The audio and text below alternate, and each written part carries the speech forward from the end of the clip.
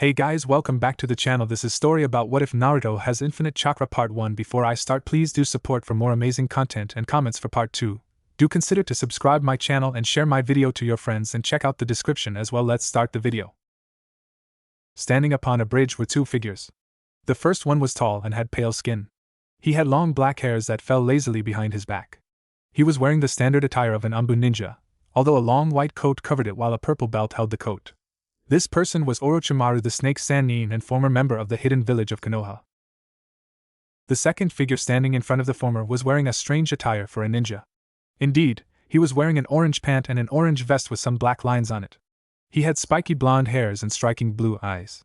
The last distinctive feature was the whiskers marks that adorned his face. This was none other than Naruto Uzumaki, genin of the hidden village of Konoha. Currently the two were talking, or rather Orochimaru was doing the talk while Naruto listened, becoming angrier by the second. How this situation came to be was really simple. During the mission to rescue the current Kazekage, Sakura Harino, Naruto's teammate, fought against Sasori of the Red Sand, a member of Akatsuki. The latter, upon his defeat, admitted to Sakura that a meeting was scheduled with one of his spies at the very bridge they were currently at. The meeting was with someone very close to Orochimaru. Seeing the chance to get some information on Sakura's former teammate Sasuke Uchiha, who fled the village and became a missing nin, and maybe retrieve him from the clutch of the Snake Sannin, a team composed of Naruto Uzumaki, Sakura Harino, Sai and Yamato was formed to impersonate the late Sasori and go to the meeting. At first everything went accordingly to the plan, with Yamato fooling Sasori's spy, who was revealed to be Kabuto, and having him reveal everything he knew, but the team soon discovered that it was traps set up by Orochimaru himself to kill his former associate. If that wasn't enough, the Snake Sannin was present at the meeting, further complicating things. It wasn't long before Yamato's disguise was seen through, and it was only thanks to Naruto's quick reaction that he was still alive, as the latter, like a raging bull, moved from his hidden spot to the bridge where Yamato stood and pushed the latter out of harm's way. Unfortunately, this left Naruto standing alone on the bridge with Orochimaru and Kabuto behind him. Kabuto tried to attack him from behind, but Naruto used a shockwave attack to push him back while destroying the bridge at the same time.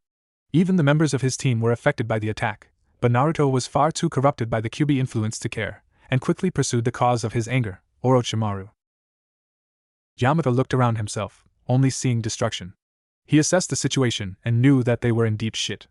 How did everything went so wrong? Sakura was injured because of Kyuubi's chakra. Sai is nowhere to be seen, and the wood clone I created to follow Naruto and Orochimaru was destroyed. What worse could happen now? He should have known not to tempt the devil, because what was happening between Naruto and Orochimaru would seal the fate of the whole shinobi world. With Naruto, there is a saying that no secrets can stay hidden forever. If Konoha knew how right it was, they wouldn't have done several things in the past. While Naruto in his Kyuubi form with three tails lazily twitching behind his back was fighting an amused Orochimaru, the latter couldn't keep his mouth shut. He wanted to understand several things about Naruto that had always puzzled him. The first and foremost thing was why Naruto didn't use the unreal ability conferred to him by the Kage Bunshin to improve himself. After all, it was common knowledge that this special cloning technique allowed their user to retain the memories of the clone upon its destruction. He couldn't understand how someone like Naruto, who always claimed he wanted to be Hokage, wouldn't use this advantage to become powerful quickly.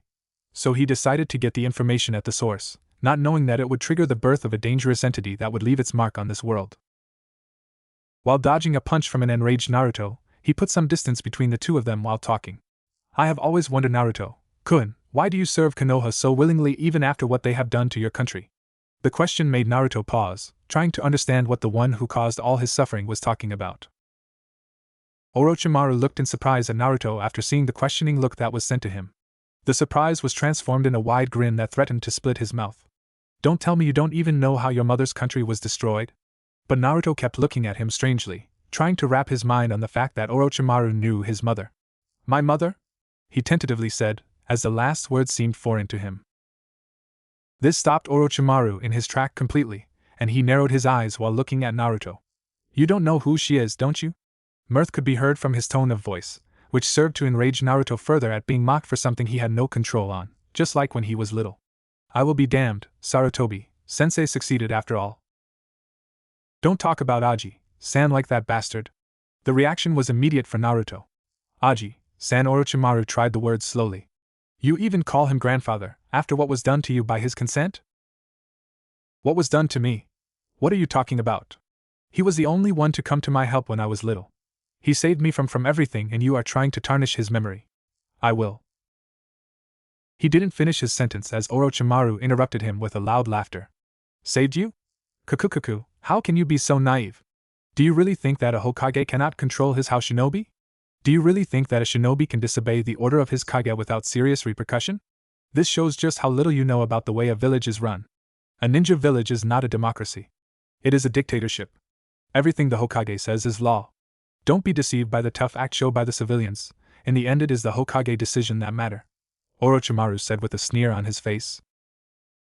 When did he come to save you? Naruto was about to answer when he was interrupted. Let me guess, he came after you were beaten, didn't he? And each time, he reinforced his image of a hero to you, and like a dumb child you were and apparently still is, you believed him. Naruto wanted to say something to contradict what his hated foe had told him, but couldn't find anything to contradict him. But still, it wouldn't do to trust an enemy just because their logic was without fail. Unfortunately for him, what Orochimaru was about to say next would forever destroy the trust he held to Konoha. I suppose Sarutobi was right to brainwash you to be nothing more than a puppet. After all, it wouldn't do for Konoha to lose their Jinchuriki, and the only son of their greatest hero, the Yondaime Hokage. Orochimaru spoke to himself, but he didn't take into account the fact that Naruto's hearing was enhanced by QB Chakra running through his system.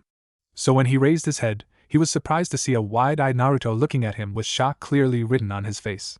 He didn't take long to deduce that Naruto wasn't aware of the identity of his parents, and that amused him greatly. Now I am beginning to understand everything I have noticed so far. They don't trust you, Kukukuku, he said to gain Naruto's attention back to himself, as he was about to ask the real question he wanted answered in the first place. Tell me, how is it that despite the amount of time you have used the Kage Bunshin, you still don't know the secret ability it provides you? Although he was still numb from the information he got, Naruto was still able to understand what was said but only had one thing to answer to that. What secret? And just like he feared, a smirk of superiority appeared on Orochimaru's lips. For his part, Orochimaru was about to roll himself on the ground from the sheer stupidity exhibited by Naruto. But then his eyes narrowed in confusion. No matter how hard they tried to hide the ability of the shadow clones, Naruto-kun should have noticed by now that his clones' memories come back to him once they are dispelled. Especially with how many times he uses them. It must be an external tampering then. But I wonder what would happen if he were to learn of the deception that's around him. Would he turn his back to the leaf like I once did? Kukukuku, it is worth a try. He looked at the impatiently waiting Naruto. Let me tell you a secret, Naruto-kun. The jutsu that you affectionately use without any consideration of its real purpose is a very well-guarded secret technique created by the Uzumaki clan. It was later added to Konoha's forbidden scroll by the Nidaime Hokage. This jutsu is in fact the reason why Konoha has always stood on top of the elemental countries. Naruto looked at Orochimaru with shock on his face. His first reaction was to interrupt him to ask questions that passed through his mind, but in the end he chose not to, knowing that the Sannin would tell him. Seeing this made Orochimaru smirk even more. Look at that, he can control himself after all, Kukukuku. You see, the shadow clone jutsu possesses a unique ability that is not present in the other kind of clone jutsu, bare a select few. The ability is to pass on to the user the memories of the clones once they are dispelled. Only with this, you can imagine the worth of this jutsu in information-gathering purpose. But the real use of this jutsu is in the training department.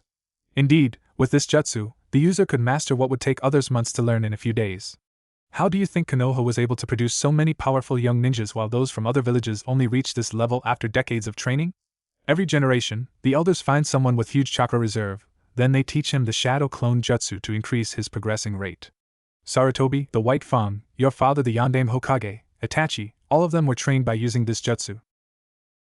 Orochimaru finished while snarling in anger at the end. Everything he said was the truth, but what angered him was the fact that the elders deemed him not worthy of this training method. Even to this day, he didn't know why they didn't select him or any member of his team for that matter. After all, they were all genius in their own field. Of course, with time, he had learned the jutsu like Jiraiya surely had. It would explain his strange improvement in such a short time during the war. Naruto, on the other hand, was digesting everything that was said and came to the only logical conclusion. Something was done to him to not be able to get the memories of the clones once they are destroyed. With the amount of clones I have used in my life, it is impossible for me not to notice it, even if I am as dumb as they claim me to be. He thought while trying with all his might to control his rising anger, but to no avail. The more he listened to Orochimaru, the angrier he became. He didn't know why, but he knew one thing: if this kept going, he would lose his mind to the beast inside him. I see you reached the same conclusion that I did. Something was done to you to stop you from using the jutsu to your benefits, because let's face it, With the number of clones you can make, you could reach Kage level in terms of knowledge in a few weeks. They must really be scared of what you will do to them for revenge, it seems. Kukukuku.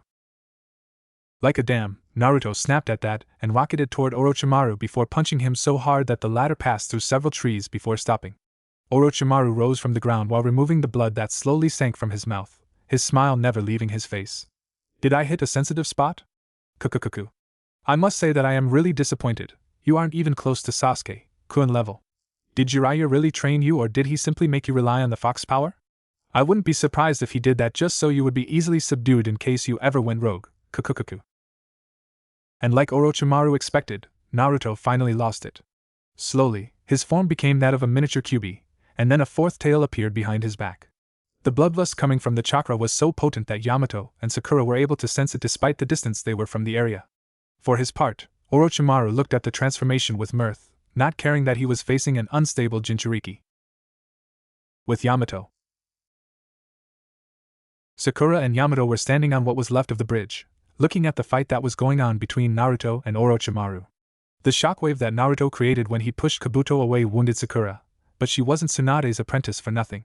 While it took her some time to properly heal herself and Yamato, she did it. Now the two of them were ready to go after Orochimaru too, but before they could even move from their spot, they saw a shape moving like a fallen meteorite toward their spot. Before long, an explosion occurred to their left, raising a cloud of dust. Once the dust was lifted, they could only stare dumbly at the animal-like beast that had become Naruto, pushed hard on the ground by a sword that extended from Orochimaru to Naruto. After a moment, the sword was retracted, leaving the mini Kyuubi alone with his teammates. Sakura could only stare in shock at what had become of her teammate, while Yamato quickly regained his composure. That is why I am a member of this team, he told himself before going through hand seals and stopping before concentrating on the necklace that Naruto wore. Suddenly, several pillars of wood erupted from the ground in a circle formation around Naruto. Then Naruto's necklace glowed green. The green light slowly recovered the beast, while removing the effect of the Kyuubi chakra. Before long, Naruto was back to his original shape but still stayed unconscious, much to the wonder of his teammates. Yamato, Sensei, what do we do? Orochimaru, Kabuto and maybe Sai are escaping. If we do nothing, then this whole mission will end up in a failure. Sakura asked her superior, not even once caring about what Naruto was going through. Yamato noticed it, of course, but he filled it for later inquiry, as even though it was shocking, it was still the truth. They were given a mission, they couldn't afford to fail it so badly. They at least needed to eliminate Sai before he succeeded in whatever mission he was sent for. You are right, by waiting here, we lose track of them. I will leave a clone with Naruto while we keep going. If we are lucky, Naruto will quickly get back to his feet to help us. Sakura snorted at that. Help? The only thing he has done since the start of this mission is to complicate things even more. How reckless can he be to attack Orochimaru like that? Sakura said angrily to a silent Yamato who had nothing to say in Naruto's defense. While that may be true, don't forget we are going against one of the Sannin and every subordinates he may have in his base. We need all the help we can get. Yamato replied before creating a wood clone whom took Naruto's body with him and went to a hidden spot to protect himself for any stranded attack. Yamato looked at Sakura, who put back her gloves on and with an authoritative voice said, "Let's go." The latter nodded before following closely her superior, all the while thinking of her soon-to-be meeting with the love of her life. Sasuke-kun, I am coming.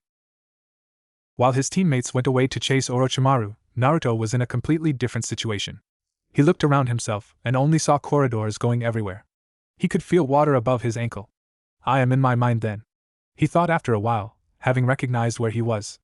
Looking in front of him, he saw a red light at the end of the corridor he was in. He knew very well where this path would take him, but he wasn't in the mood to deal with an enraged fox demon, so for the first time since he came inside his mind, he took the opposite path. He didn't know for how long he walked that path, he just kept moving. In a way, it was refreshing to just walk aimlessly like that. This allowed him to think about his life, something he always dreaded on, as it made him realize just how bad it really was compared to others. But this time he didn't have the luxury of ignoring his thoughts. The same words kept repeating inside his mind, the Yondaime Hokage is my father, and no one ever told me that. He didn't know what hurt him the most, the fact that he was naive enough not to try to get information on his parents, or the fact that a conspiracy seemed to exist just to keep this information away from him. He had no delusion that Tsunade and even Jiraiya wasn't among the conspirators. When did I begin to call her by her name? He silently thought to himself while slowly moving one leg after the other. It was during this walk that he noticed the more he was away from the fox cage, the easier it was for him to think. It is like a weight was lifted from me. Everything is so clear now. He could still hear the rumbling of the fox, but it was now far too low for him to care. Do I really care about anyone now? I can count on my hands the number of persons I would say I really care about, but what if Orochimaru is right? What if Konoha has somehow caused the destruction of my mother home village? For the first time in his life, Naruto was stuck. Usually, upon facing a problem, he would deal with it without thinking, hoping for the best. But with the faculty to think clearly, he could see that only his luck allowed him to stay alive to this day. Fighting against a former member of the Seven Swordsmen of the Mist, against Orochimaru during the Chunin exam, against a fully released Jinchuriki, all of this while I was still a green genin. It is a wonder I am still alive right now. He was about to continue his introspection when he saw a white light coming from the end of the corridor he now was at. This stopped him, as it was the first time he saw a light so white. Knowing that the last time he saw a light coming from the end of a corridor, he met a demonic entity, he cautiously walked toward the light expecting the worst. But when he finally reached the room that was lighted by the white light, he couldn't help the gasp of all that came out of his mouth, because in front of him, he could see a giant gears system that stretched even beyond his current sight. It was really a sight to see, the way each turbine made the ones next to them slowly rotate around themselves. What made this even more of an art was the pale white light that surrounded every turbine. Naruto looked at it, and a rush of information came to his mind. Suddenly he knew the purpose of this gear system. He knew that it represented the seal that stopped the Kyuubi from escaping. It was its physical representation. He also instinctively knew that the faster the gear was rotating, the weaker the seal became. Upon finishing his inspection, he saw a strange hole at the center of the foremost turbine. The hole looked like some kind of keyhole. Does this mean there is a key that could allow me to control this seal? Naruto thought while slowly moving closer to it. While looking intently at it, he was reminded of the day Jiraiya tampered with the seal on his stomach to increase the amount of demonic chakra he could control. This made him narrow his eyes. Did Jiraiya found a way to access this room? This simple thought scared him because it was like having a sword on his throat ready to end his life at any time. After all, should the Kyuubi escape, he would die. Banishing those thoughts for later, he contemplated the light that was around the gear in front of him. He didn't know why, but it felt foreign to him, almost alien-like. It was neither like normal chakra nor like demonic chakra, but he knew that it was some kind of energy. The way the light shimmered made him wonder just where it comes from. Curious as he was, he slowly reached the white light with his right arm. He couldn't have known that the simple fact of interacting with this light would drastically change his life. There is a reason why gods aren't allowed to directly interact with the world of the livings. The Yondaime didn't care about that little fact and chose to involve an unworldly entity in the affairs of the humans. And not some low entity, but the Shinigami himself, the one who controls death literally. When the Shinigami made the seal to contain the Kyuubi, he used his own brand of energy to do the deed. Although the use of its own energy would make the seal all but unbreakable unless someone used a specific seal to counter it, it came with the fact that a tiny bit of the Shinigami's energy was left behind to power the seal. When Naruto came into contact with it, the light was expanded a little until it covered his whole body. Only by coming into contact with this energy, Naruto's body was irrevocably changed. Indeed, because of the sentience of the energy, it tried to assimilate itself with Naruto's, but was stopped because Naruto's body was foreign to it. Seeking a way out of this situation, it analyzed Naruto's body until he came into contact with his chakra. The energy quickly tried to mix itself with the chakra but found that it couldn't completely because it was infinite, while Naruto's chakra was finite. It was like trying to put a whole ocean in a glass. So it made a decision that would create a being whose potential was simply infinite. He decided to make Naruto's supply of chakra infinite too. This was done by rewriting Naruto's DNA. Now, instead of forming chakra by mixing spiritual and physical energy, the chakra would come from the void itself. Naruto's body would create several microscopic black holes that would transform their energy into chakra. This process would be repeated every time Naruto used chakra, making it infinite. The interaction between this energy and Naruto had other side effect. Were he still conscious, he would have seen a ripple of energy that exploded from him. The energy traveled through his whole mindscape, destroying everything he found that didn't belong to Naruto's body.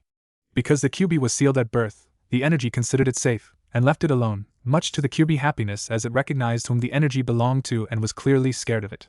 The energy reached a hidden room in Naruto mindscape. The entrance to the room was blocked by what looked like chains made of wood, metals and even gold. Detecting that those chains weren't part of Naruto's body, the energy easily tore through them before blasting the door open. This had a horrible side effect, but horrible for whom, that would be determined in the future. Once the door was destroyed, Naruto was assaulted with memories that he didn't know he possessed. He saw himself beating Mizuki to a pulp. He saw himself using the clones to do the menial work that were the D-rank mission. He saw himself fighting against Zabuza to free Kakashi from his prison. He saw himself fighting against an enraged Gaara. The memories kept coming and he experienced them completely.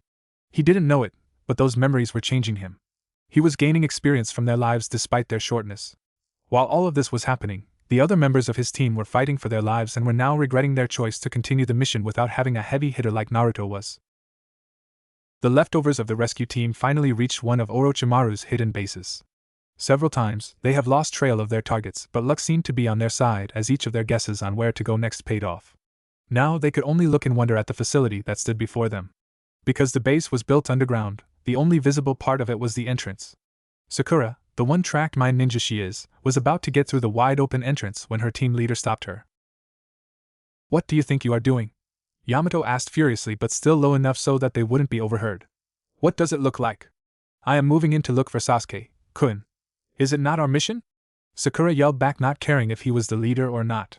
She was about to meet her Sasuke after almost 3 years of separation, and she wasn't about to be denied. "Are you trying to get us killed? This entrance will obviously be guarded. I told you earlier that we didn't have the manpower to make any frontal assault. Don't make me regret taking you with me in this mission," he said while applying enough pressure on Sakura's shoulder to show just how serious he was.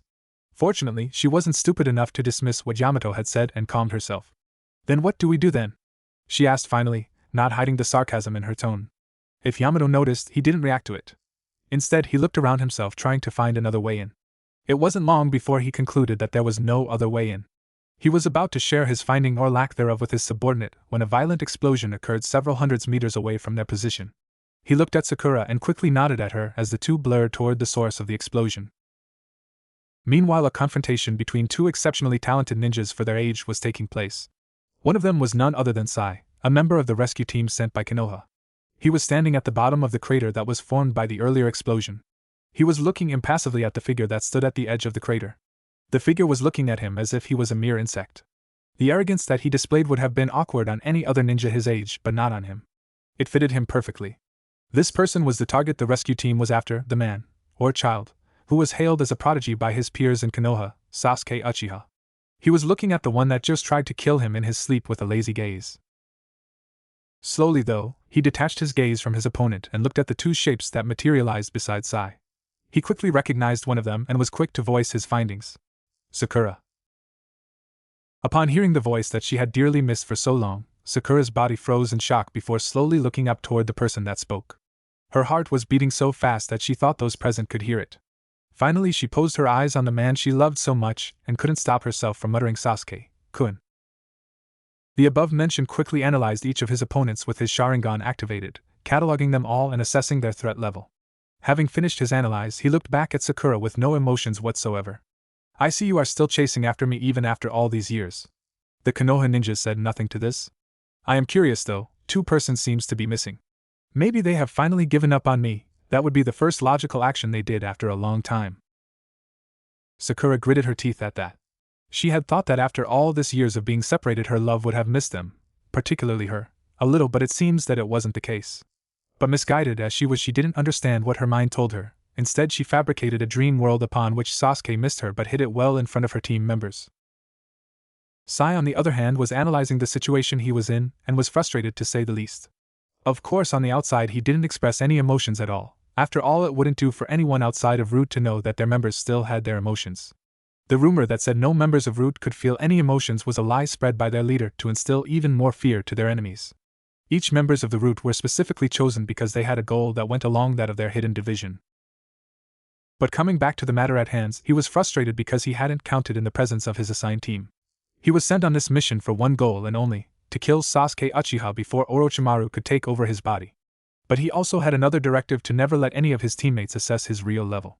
Because of their presence, he couldn't fight at 100% against his target, and this was bad in itself. Thanks to their earlier confrontation, he had assessed that Sasuke was stronger than him by a small margin, but that was if he went all out, and obviously it was out of question right now. Before he could elaborate a plan to get out of the precarious situation he was currently in, a chill went down his spine. He looked behind him to see Sasuke standing there with his back facing him. When did he move? Sai thought, seriously shocked, because this changed everything, every scenario he could cook up to deal with Sasuke. He didn't think that his target would possess such immense speed after all. Meanwhile, Sasuke was looking intently at Yamato. "Going by your attire, you must be the Jounin in charge of this mission." I know that Konoha want me back for reasons unknown to me as of right now, so they wouldn't send just about anyone to fulfill this mission. The question then is, what makes you special enough to warrant you taking part in this? Yamato was a little surprised at the nonchalant way the Uchiha was behaving, especially the fact that he deliberately showed his back to an enemy as if the latter was inconsequential. After a moment of thinking carefully on his response, he finally answered, I suppose you will find out soon enough if you don't comply to our demands. Sasuke raised an eyebrow at that, a trait he picked up from his brother. Your demands? Care to enlighten me then? He was really curious now. Does Konoha really become arrogant enough to make any kind of negotiation with their nuke nins, or have they really fallen so low in manpower to the point of getting any ninja possessing a bloodline that could increase their power? Sasuke was asking himself this question while waiting for what the obvious leader of the team would say. They are quite simple really. Uchiha Sasuke, on the order of the Godame Hokage, you are to desist whatever actions you were doing and come back to the village to face punishment for your treason. Failure to comply will result in you being dealt with as I see fit.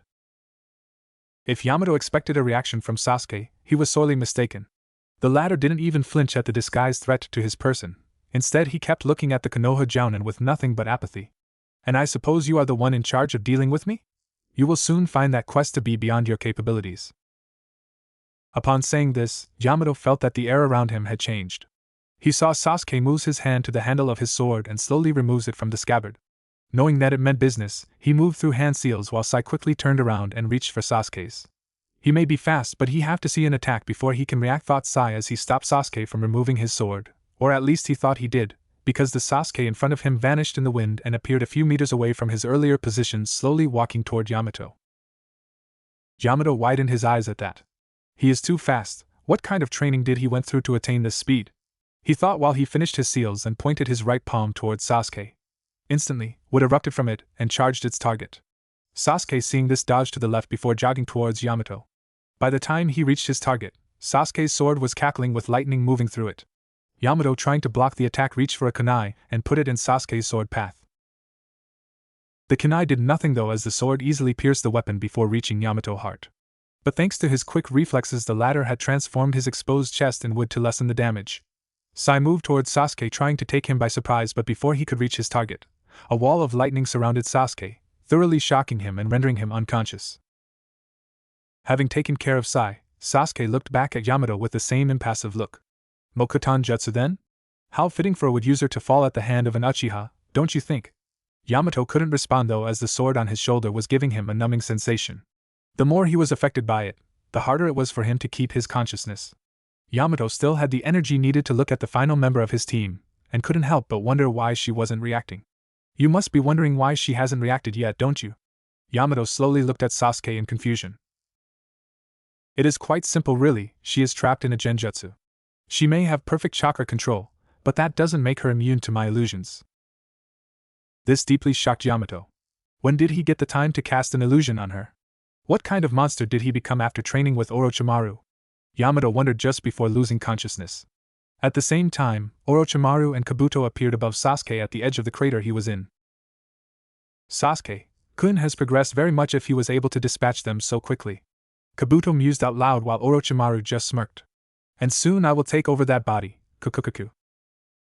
Meanwhile, Sasuke moved toward the still standing Sakura and toyed with the idea of killing her right here. It will certainly save me the trouble of dealing with her later on. He thought, and was about to do the deed when he felt his arm being restricted by another hand. He looked over his shoulder at the one that stopped him. Why did you stop me, Orochimaru? The mention just looked at Sasuke's Sharingan and salivated at the idea of having the dojutsu before he answered. Don't be so hasty, Sasuke-kun, they still serve a purpose if only to reduce the number of ninjas working for Akatsuki. After all, you don't want to face all of them while fighting your brother, do you? Sasuke merely scoffed at that but still dropped his hand in an approving manner. This action made Orochimaru smirk in triumph at being able to manipulate the young ninja so easily. He knew that Sasuke always listened to anything he said whenever he made allusion to his hated brother. This had allowed Orochimaru to manipulate him over the past years. Kabuto also appeared beside the duo and asked the question that was on their mind. Then what do we do about them, Orochimaru-sama? Before any of them could answer, they felt a familiar chakra appear at the edge of the crater. Sasuke didn't even have to turn around to know whom the chakra belonged to. It seems that today is a special day. The only person left is Kakashi, and Team 7 would be back again, don't you think, Naruto? After saying that, Sasuke turned around and faced his longtime nemesis, the only person he had ever considered a friend, if only for a short time. For his part, the figure that appeared looked at Sasuke, and then at everyone present there with an apathetic gaze that unnerved them. At first glance, they could see that nothing had changed from the troublesome blonde each of them had met, but the more they looked at him, the stronger the feeling of wrongness was present. Before they could understand where the feeling came from, Naruto disappeared in a cloud of smoke, showing them that it had been a shadow clone all along. But the only one to understand the meaning of this action was Orochimaru, who, though surprised, smirked in anticipation of what that would mean for the future. They were about to return to their decision-making about the downed shinobis when they felt a huge amount of chakra coming towards them at a speed that defied all logics. The speed was so high that even Orochimaru was shocked and especially frightened, as it reminded him of someone he never wanted to fight against, the Yondaime Hokage. With Naruto. It didn't take long for Naruto to finish reviewing all his memories, and by the end of it, he was a changed man. The memories contained everything his clones had seen ever since he has been able to create them. To him it was like all the major events of his life happened a few moments ago. Because of this, he was able to recall every piece of information he has ever been subjected to. This had the benefit of increasing his observation capability to a very outstanding level, far outshining high-level ninjas. But the direst effect was the fact that he was able to see his life with a different perspective, and what he saw is what really changed him. He couldn't understand how he could behave like he had been doing until now, and that sickened him. To think that I would do everything I could to hide from the reality of this world. Naruto thought as he looked around himself, and found that he was still in the strange room he had discovered, the room that contained the physical representation of the seal. He looked at his body and quickly noticed the change in his energy pattern. Earlier he wouldn't have even noticed it, but ever since he went further away from the fox it was like his mind was becoming clearer than before. What is going on? Why can I think much better than before? Naruto asked himself. He didn't expect an answer to his questions as they were rhetoric anyway, but he was again pleasantly surprised when the answer came to his mind. This room is inside my mind. The Kyuubi is in its own dimension. The closer I am to the beast, the farther I am from my own mind. Because I have been assimilating the Kyuubi's dimension as my mind, it was able to manipulate my body, thus limiting my capabilities. This stunned Naruto, as he didn't know where the answer came from. It was like the room possessed answers to questions related to his seal and the Kyuubi, but nothing else. He shrugged at that and decided to investigate later on, as right now he needed to understand what had happened to his body. And like before, the answer came to his mind. By coming into contact with the Shinigami's energy, my body was irreversibly modified. Now mixing spiritual and physical energy doesn't produce my chakra. Instead, transforming the energy coming from the void in chakra creates it. The void energy is created by my body every time I use my reserve, making it limitless. Again, Naruto was shocked. Not by the part concerning the changes of his body, but about the fact that he had an infinite supply of chakra now. He quickly began to think on the ramification of this new information and came to a strange and satisfying conclusion. He didn't need the Kyuubi anymore. The Kyuubi is only a source of chakra to me. Now that I have an infinite supply of it, I don't need it anymore. He thought before remembering that said beast was also the cause of his quick regeneration. I will have to find a way to replace that. This was his last thought before looking around himself, specifically at the keyhole in front of him, and then he willed himself back to his body. While Naruto was checking his mindscape, his team leader Yamato, or rather his clone, was standing guard over his body. He was monitoring Naruto quite closely to see if any changes happened to the latter. That is why he quickly noticed the stirring of his charged body. Knowing that Naruto was waking up, he straightened himself and waited for the genin to get his bearing. He had several questions to ask his charge as he was able to notice the almost complete disappearance of the Kyuubi chakra inside his circulatory system, something that was both unforeseen and unexpected. Upon opening his eyes, Naruto came face to face with Yamato. He was about to lash out at him because of the surprise, but quickly stopped himself from doing that. He sighed and dropped his head in a way that the upper part of his face was hidden from his leader. "How long was I out?" he asked with a groggy voice. "An hour or so," Yamato answered. "Ah, okay. But where are the others?" Naruto continued with his head still dropped as if he was too tired to raise it. "They continued the mission. Currently the original Yamato and Sakura are following Orochimaru to his base. We were hoping that by following them, we would come in contact with the target Sasuke." Before he could continue though, Naruto, whose voice changed from tired to cold in an instant, interrupted him. "Are you telling me that you are a clone?" Yamato gave a positive answer, not understanding the apparent anger of his charge. "Are you kidding me? What the hell?" Naruto raged in his mind as his newly developed observation skills put the pieces together. But he had to confirm his theories first before acting. So you just left my body out there with only a clone to protect me? What if Akatsuki chose this very moment to attack? What would have happened? He asked a silent Yamato who was considering his answer carefully. The chance of Akatsuki attacking us right now is very small, if not dismal, as they don't know where we are right now. Moreover, don't forget we have a mission to finish. A mission that is of very high priority. Yamato finally answered. Compared to my survival, isn't it? Naruto shot back to a silent Yamato who was too surprised by the conclusion Naruto came up with. But to Naruto, the silence was enough to answer his question. So you mean to tell me that even after all those years of service to the village, they still consider Sasuke more important than me? This time, Naruto had raised his head and was looking directly at Yamato's eyes, freezing the latter because of the rage that was present in Naruto's eyes. Of course, Yamato knew that Naruto meant the village council when he said they. Finding nothing to counter this verbal attack, Yamato decided to change subject quickly as he didn't want a verbal battle right now with the situation at hand. I don't know where you are going with those conclusions of yours, but what I can tell you is that this is very far from the truth, and you know it. Do you really think that Tsunade would assign me to this mission if she didn't care? Inside his mind, Yamato was proud of his comeback, as it was notoriously known that Naruto thought of the Hokage as his mother or something close to it. He knew that the latter would quickly stop this nonsense he came up with once Tsunade was mentioned. But what he didn't know was that by mentioning Tsunade as the one who chose him to be the team leader, he had revealed to Naruto that she wasn't to be trusted right now. Indeed, Naruto at first had thought that the council went behind the Hokage back to pull something like that, but now that he had this new information, he knew that he couldn't completely trust her for now, not until he had more information. He was interrupted from his thoughts when Yamato continued speaking. Be that as it may, we have to get going. I don't know what is going on right now with the original and Sakura. They could be in danger for all we know, so we have to move from here and look for them. Saying this, he turned his back on Naruto and looked at the direction the rest of the team took off. Are you well enough to go? He asked to his charge that was still looking at him with the same cold look in his eyes. Yes, was the quiet answer he received, followed by Yamato. Taicho, I have a question for you. Yamato turned around. Ask away. Why don't you simply communicate with the original to get the direction they are at, like you did earlier today? That is because I can only communicate with him if he is in a range of 500 meters radius. I have lost contact with him for a while now. Yamato answered before Naruto smiled for the first time since they began this conversation. I see. That is good to know. He muttered while Yamato looked at him strangely. Before he could wonder what Naruto meant by that, his eyes widened in shock as he coughed blood. He looked down on his chest and found a blue chakra arm that pierced him from his back. After further investigation, he saw that the arm came from underground and erupted beside Naruto, connecting him with the arm. How? Yamato was able to mumble despite the fact he was dying. Naruto looked at him with a cold gaze before answering. Your mistake was to think that I would forever stay under your foot, that you would never be challenged. You assume that I cannot read between the lies you are feeding me. You are so sure of my loyalty to Konoha that you carelessly give up your secrets, thinking that I am too stupid to make use of them. But I will tell you something that you will take to your grave. Judgment Day is coming and all the guilty will face my wrath.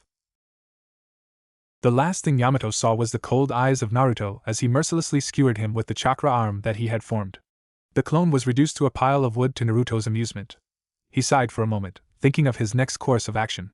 Despite my desire to get as far away from Konoha as possible, I need to find out what happened to my clan and who is the one that sealed the memories coming from my shadow clones. To do this, I have to get back to Konoha. That means I have to save these ungrateful bastards for now. If I were to go back alone, suspicions would arise and I don't need that right now.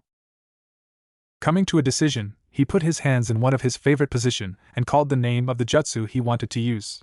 Kage Bunshin, a giant cloud of smoke erupted around him. When the could was dispelled, a sea of Naruto could be seen just before they went to every direction available, searching for his teammates. Meanwhile, the original stayed back and sat in a meditative position while grinning like a madman. Like they says, tests are better than words, he thought while thinking of the fact that he didn't feel any drop of his chakra when he used this technique despite the high cost on chakra. I really have an unlimited amount, it seems, but how can I use it to my advantage? I have already recreated the chakra tail that I can use whenever I am in QB mode, although I can only control one tail for now.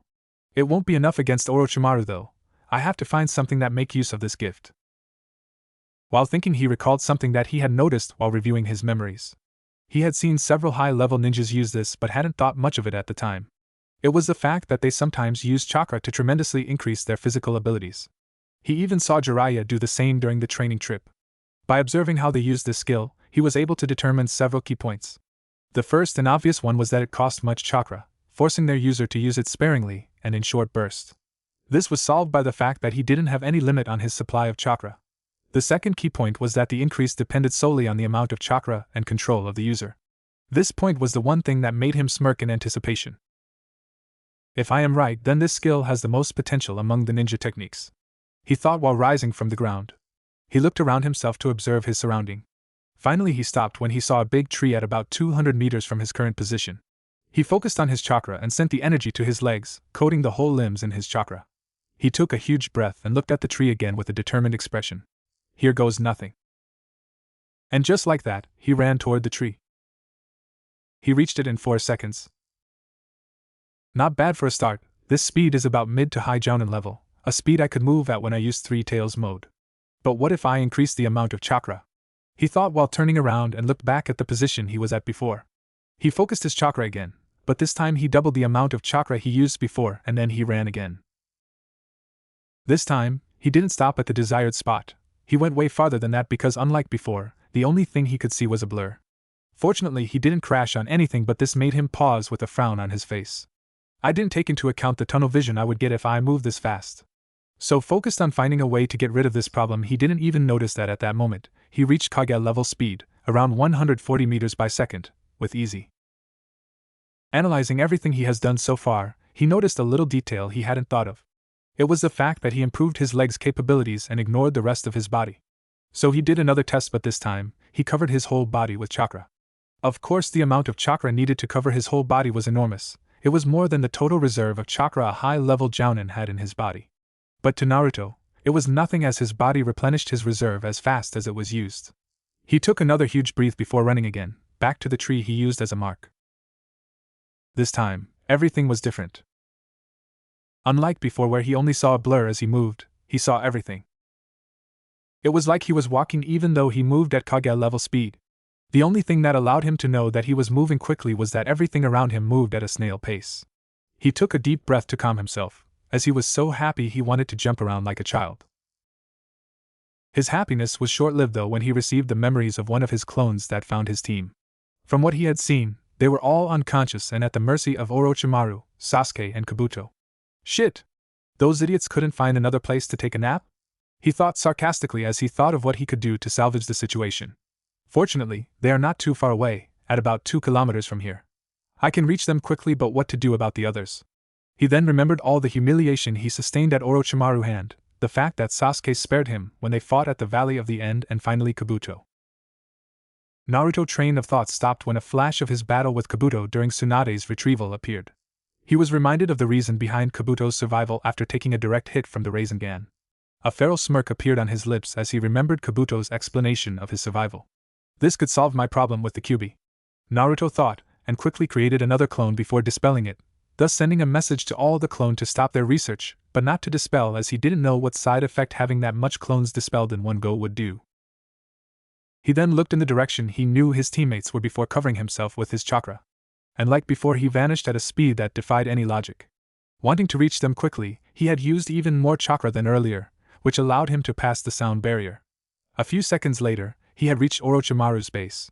Still moving at high speed, he circled above the crater Sasuke, Orochimaru and Kabuto stood, before he jumped in, retrieved his 3 teammates and moved about another kilometer away from the crater before leaving them there. He created a clone to guard them before he went back to confront his enemies. He reappeared at the edge of the crater. Because of the speed at which he moved, a shockwave was created when he stopped in front of the Oto ninjas. The latter covered their eyes against the dust that rose. Once the dust was settled, they looked back at Naruto as they could feel his enormous pool of chakra. Naruto looked at the trio with an impassive gaze that unnerved them, as it was so foreign on his face. He could detect the shock that they were trying to hide. Certainly because of my speed, Naruto thought as his gaze stayed on Sasuke. The latter was looking at Naruto with a cold gaze. He was still trying to understand what happened a few moments ago. To be able to move away 3 people so fast, that should be impossible. Even me, I cannot do something like that, and I know that I am very fast. Just what kind of jutsu is that? He wondered, but still didn't voice his thoughts. He didn't have to with Kabuto around anyway. The latter, while impressed by the way Naruto moved his teammates to safety, didn't think much of Naruto. And he wasn't above expressing his thoughts out loud. Naruto-kun, I see that you are still alive despite the beating you received earlier. You must really want to save Sasuke-kun if you are so tenacious. He spoke while adjusting his glasses. He expected his foe to react to his taunt like always, but this time, the only reaction he got was a raised eyebrow from him, before he was completely ignored. Instead of listening to Kabuto's taunts, Naruto looked at Orochimaru. He quickly noticed the way the latter leaned on one side of his body. He could also see sweat rolling down Orochimaru's face. Remembering what Jiraiya told him about the functioning of the snake Sannin soul transfer technique, he deduced that said Sannin was reaching the limit of his host's body. One person out of this battle then. He thought before looking back at Sasuke. Sasuke, he marked a pause there as if he was thinking about what he wanted to say. Earlier today, I would have asked you to come back to the village after seeing you, but now I cannot seem to care about what you do with your life. He finally said, to the surprise of everyone as they wondered where this change of opinion was coming from. If I haven't seen you right now, I would have thought that you would have done exactly as you said. Sasuke answered back. But apparently even you can change, it seems. The sarcasm was clear for everyone listening to the conversation, but Naruto didn't react to it. You on the other haven't changed much, unfortunately. Naruto shot back, making Sasuke raise an eyebrow too. You may have improved physically, but you are still the same mentally. You still are as arrogant and self-centered as before. The only difference now is that you hide it much better. He explained, much to the surprise of the trio and a muffled giggling coming from Kabuto. Meanwhile, Orochimaru looked at the two ex-best friends, wondering where this banter was going. Big words coming from someone who was the last of his class, Sasuke finally said, causing Naruto to smile at that. Like I said, you haven't changed. A little attack on your ego, and you react like a caged lion. You try to hurt the other by using outdated information. Does it really matter that I was the dead last of our year? Sasuke said nothing to that and kept looking at Naruto in the eyes, his Sharingan activated. But for those that were attentive, they could see the anger that Sasuke was containing. Like earlier when he was fighting Naruto's teammates, Sasuke vanished and appeared behind Naruto with his sword raised toward the sky. I don't really have time to waste talking to you. I spared you at the Valley of the End, this time you won't escape alive. He finished while swinging his sword with the intent of bisecting his foe. When he was about to touch Naruto's body, he felt air instead of human flesh as Naruto disappeared from his sight again, even with his Sharingan activated. Inside the crater, Naruto appeared in front of Kabuto, who was still looking at his earlier position, not having noticed that he had already moved away. What are you looking at? He asked, revealing his position to the Oto ninjas, who looked shocked at that. Kabuto jumped backward to create some distance between the two while Naruto looked at him impassively. Just as I thought, he has reached and even surpassed Minato's speed. I was unable to follow his movements even though I was ready this time. What happened between the time I beat him and now? I know I told him the secret of the Kage Bunshin, but he couldn't have increased his physical ability using this technique, so how is he doing this? Orochimaru thought, alarmed. Sasuke on the other looked from his sword to Naruto with wide eyes, as he couldn't believe what he had seen with his Sharingan. Before I could touch him, he covered himself with a thick layer of chakra before he disappeared. The amount of chakra he used to do this is even higher than my reserves without using the curse seal, and he doesn't seem bothered by that. In fact, he looks just fine. Just how much chakra does he have? Thanks to his dojutsu, Sasuke was able to see Naruto form his technique, but after that he lost track of him. Because of his high speed, he knew just how dangerous a fast ninja was to anyone, so he certainly wasn't happy to discover that Naruto was way faster than him. Before he could ponder further on it, Naruto interrupted him. I see you still attack first and ask questions later, Sasuke. But didn't any of you found it strange that I would stay here even after recovering my teammates? You obviously want to save Sasuke-kun from Orochimaru, Sama. Kabuto answered first while smiling at Naruto. Do you have selective hearing, Kabuto? I remember telling you a few minutes ago that I could care less about him. Naruto looked at Kabuto when he said that. Using this opportunity, Sasuke moved again toward Naruto, this time with lightning covering his hand. Because he couldn't see Sasuke moves, Naruto reacted too late. Sasuke's arm pierced Naruto's chest with the lightning burning everything around it. Seeing this, he couldn't help but smirk at having found the weakness to Naruto's jutsu and capitalized on it so quickly. Even Orochimaru and Kabuto smirked at that. The smirk turned into a frown though when he felt wind on his outstretched arm. He knew that he had touched Naruto, but apparently the latter had been able to move away at the last second. It was then that Naruto appeared back at the edge of the crater looking down at the trio. They quickly noticed the burned shirt and blood coming from his chest area, making Sasuke widen his smirk. I found the weakness of that technique of yours, Sasuke said arrogantly at an impassive-looking Naruto. I don't know how you do it, but you use a huge amount of chakra to activate whatever technique you are using, and once it is activated, you become too fast to follow. But until you have activated it, you are still as fast as a regular ninja.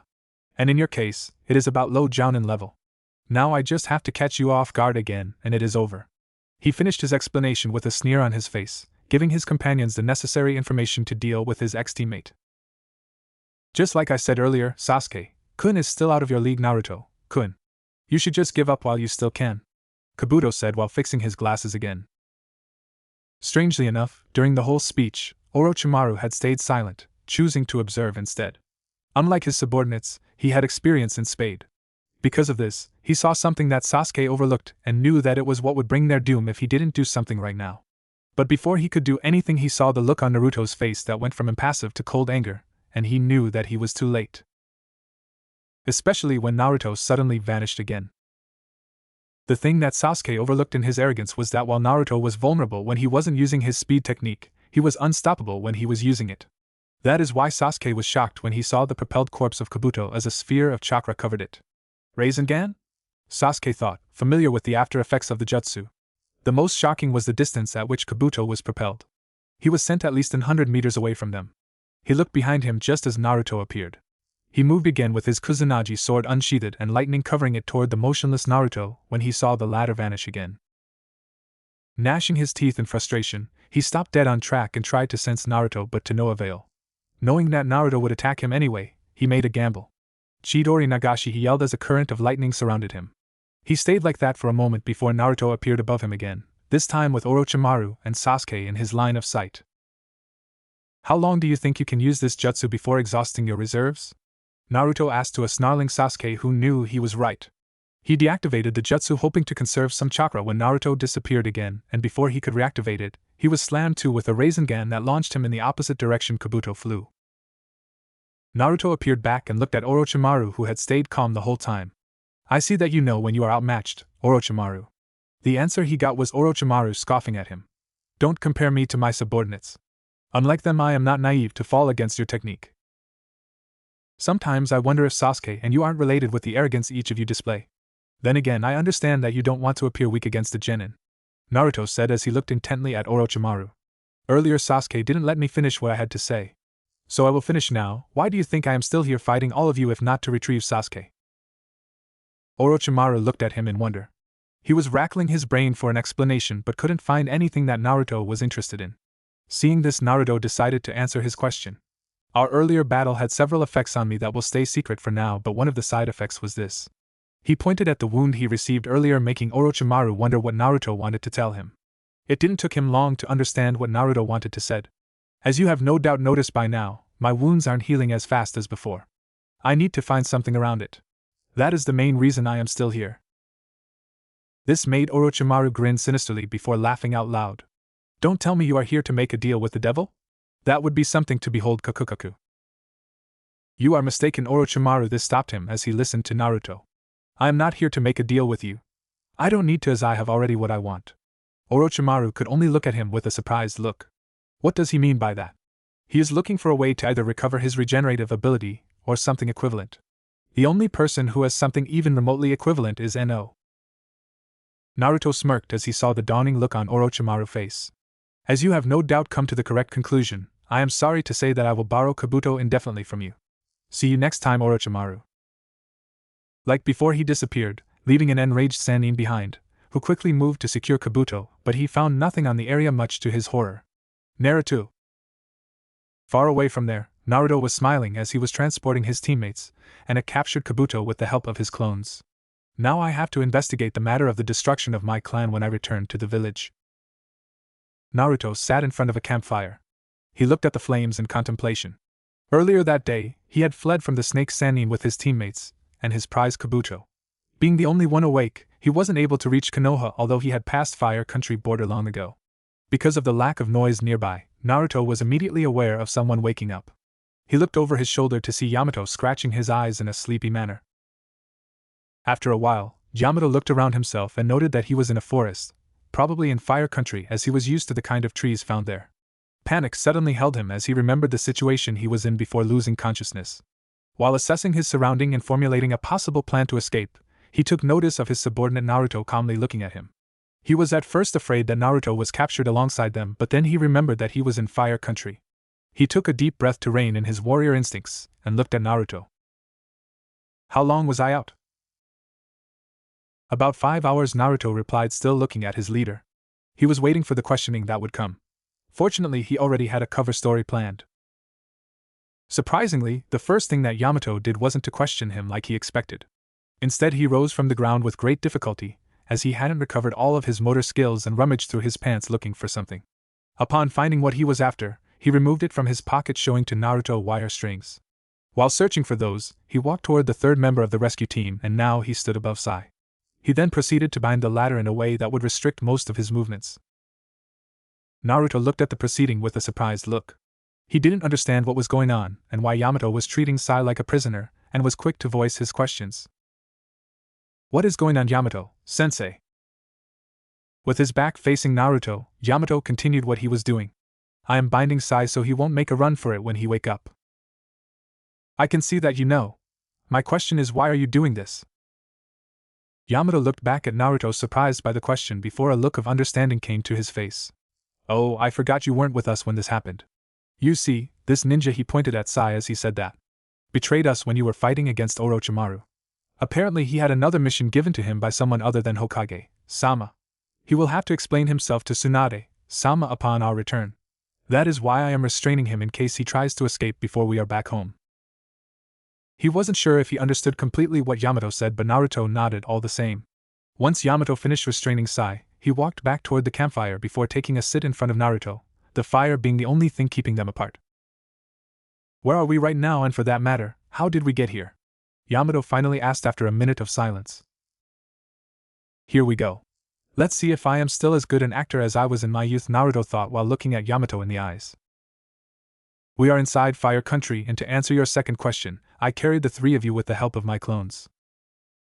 What happened then? When I woke up, I found myself in an underground hideout.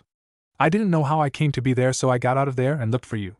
It was several hours later that I found Sai, Sakura, and you in a crater. So I took the three of you with me and ran back to Konoha, as I didn't know what was going on, and felt that it would be safer to be back home than in the wilderness.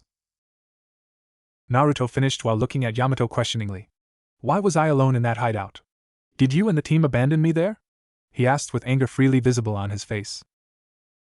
Yamato, seeing where this conversation was going, quickly replied. No, we did not abandon you. When I left, I created a clone to keep you safe until you came back to your senses. We needed to follow Orochimaru, as it was the only lead we had to the Uchiha. We couldn't afford to waste such opportunity. Something must have happened to my clone while we were gone. That is the only reason I can find to explain you waking up alone. Sorry if that scared you. Naruto's eyes softened a little at that. I understand, he finally said slowly. The truth, though, was that he was laughing in his mind at the ease with which he manipulated Yamato. A little show of anger and distress, and they quickly lose their cool, he thought while Yamato continued his questioning. You said you found us in a crater, yes? Naruto nodded. Did you find anything else? We were fighting against Sasuke there, and I am ashamed to admit that he outclassed us easily. So you understand my surprise, as what you said implied that he left us alive just like that. Naruto's eyes got big as saucers when he heard Yamato said that. Sasuke beats the three of you? Easily? How is that possible? I know it is surreal, but it is the truth. I don't know what kind of training he endured, but he is that good. We greatly underestimated him, and his improving rate for that matter. I don't know if there was anything out there. When I saw you unconscious, the only thing I thought was to get you to safety. I admit I was also afraid that someone would suddenly appear out of nowhere. He finished while scratching his hairs in his embarrassed signature reaction and grinning stupidly. Yamato nodded at that, understanding what Naruto must have went through. So blaming him was the last thing on his mind. Instead, he was blaming himself for being weak. I have been a ninja longer than the Uchiha, yet he easily outdid me. I can't even use the excuse of not having a bloodline like him with my Mokuton jutsus. The truth is that I became complacent in my ability, thinking I was above others by being an Anbu captain. Seems like I will have to correct that mistake once back home. It was at that moment that Sakura woke up and joined them around the campfire. She looked at Yamato and nodded at him in respect, but when she laid her eyes on Naruto, attention immediately rose in the air. The first thing that came to her mind was to blame Naruto for this and voice her thoughts of him, but that quickly went out of her mind when she saw something she had never seen in Naruto's eyes: contempt. This surprised her. Naruto's look was that of a predator waiting for his prey to make a mistake. In this case, she felt that she was the prey and not the other way around. Evening, Sakura. Naruto said softly to Sakura, who nodded slowly. Yamato found nothing strange about the way Naruto greeted his teammate, and chose to go back to his introspection. Because he didn't know them well enough, he couldn't have noticed the subtle change in Naruto's way of greeting Sakura. Sakura did. Tired as she was, she didn't comment on it, as she wasn't in the mood for a verbal fight with Naruto. A fight she wasn't sure she would win with the way Naruto looked back at her, so she did the next best thing and asked Yamato what happened since losing consciousness. Upon being filled in, she couldn't stop the depressing sigh that escaped from her. Like Yamato, she was thinking about the earlier fight and found herself lacking. I couldn't even do something against him. I am labeled back home as a prodigy when it comes to my chakra control, but I couldn't even notice that I had been trapped in a genjutsu. What kind of apprentice to the Hokage get beaten like that? She cringed though when she remembered what Tsunade told her not even a few months ago. Flashback. Tsunade stood in front of her student in her private training ground. She just finished her training session with Sakura, who sat on the ground exhausted. "You are weak," Tsunade said to a shocked Sakura, who looked at her mentor. "Granted that you are well above regular ninjas, you are still too weak to be considered my successor." "But Tsunade-sama, I am one of the best in the village when it comes to healing. I followed all your advices to the letter." "How can you say that?" Sakura asked incredulously. "Do you really think that I was chosen as the Godame Hokage only for my healing art? There is a reason my teammates and I were considered a legendary team during the Second Shinobi War, you know. And this had nothing to do with my healing skills. In our team, each of us were very powerful in an area. Orochimaru was our ninjutsu and kinjutsu expert. Jiraiya was our seals, information gathering and trap-making expert. And finally I was the taijutsu expert." She looked at the wide-eyed Sakura with a smirk. "Surprised, aren't you? People always assume that Jiraiya is the taijutsu expert, but they are wrong. I know many assume that the only thing I have is my super strength, and that by being able to dodge it they can beat me easily." She looked pointedly at Sakura. "Even you, for that matter." For her defense, Sakura looked ashamed of thinking like that of her sensei. "But I can understand why they think like that. But the truth is that my strength is just the first level of my true technique, the reason why even the current Raikage is wary of fighting me." "Your true technique?" Sakura questioned. "What? Did you think that I was that feared back then only because of my strength? These days, no one, except those that fought in the Second Shinobi War, remember why I was so feared like my teammates. That is because I haven't used that particular technique in a long time now." She looked at her student with a cold gaze. "Right now you are not ready to learn that technique, and thus be considered my successor. You and Shizen have the same problem. And this is what makes me angry. Few people know this, but there has always been a big rivalry between the Sannin. With Orochimaru and Jiraiya having taken an apprentice, I don't want to be left behind by them. Along the same lines, I won't accept anything less than you being able to fight toes to toes against Sasuke or Naruto, if not outright defeat them." With that said, Tsunade turned her back on Sakura and went away, not before leaving a parting word. "When the times comes, I will teach you to fight and not to heal." End flashback. At first she had wondered what kind of rivalry her sensei was talking about, but she found nothing indicating this to be the truth. With time she forgot the discussion she had with Tsunade, and now she couldn't help but apprehend seeing the look she will be given once she comes back home. After a while though, Yamada looked at Naruto. "Now that we are awake, you can rest too. We will take care of the watching." Naruto nodded before he went to his sleeping bag. Even if he hid it well, he was tired from the earlier events, and a good night of sleep wouldn't be so bad for him. The next day, we found the team of 4 jumping from trees to trees. Yamato was in the front holding a knocked-out Sai in his arm. The latter awakened last night but was knocked out again immediately after. Sakura was in the middle while Naruto closed the formation by standing behind them. Because of the tension of having failed a mission, they didn't talk to each other as they contemplated the consequences of their failure. In Naruto's case though, it was more about thinking of his next course of action regarding the matter of his clan's destruction. Already Yamato was sending him curious glances once in a while. Fortunately he knew why the latter was doing that. Apparently Yamato couldn't sense the Kyuubi's chakra circulating through his system, and that worried him. Naruto told him that the sealing he used to get him back to his senses might be the cause. Thankfully Yamato had never used the technique on a Jinchuriki before, so he didn't know what to expect. The real reason was that Naruto had stopped assimilating Kyuubi's dimension as his mind. This had the side effect of reducing the amount of Kyuubi chakra going through him. There was still some, but it was so minimal that Yamato couldn't sense it. Naruto knew this but didn't explain it to Yamato. He looked in front of him as he jumped to another tree. Used to this method of transport, he didn't even bother to look at the next tree to know where he needed to go. Right now, what I lack the most is information. It is a shame, but I don't even know the geographical position of most of the countries. I should have learned those during my academy years, but a combination of several factors made me miss them. So first thing should be to learn everything I missed.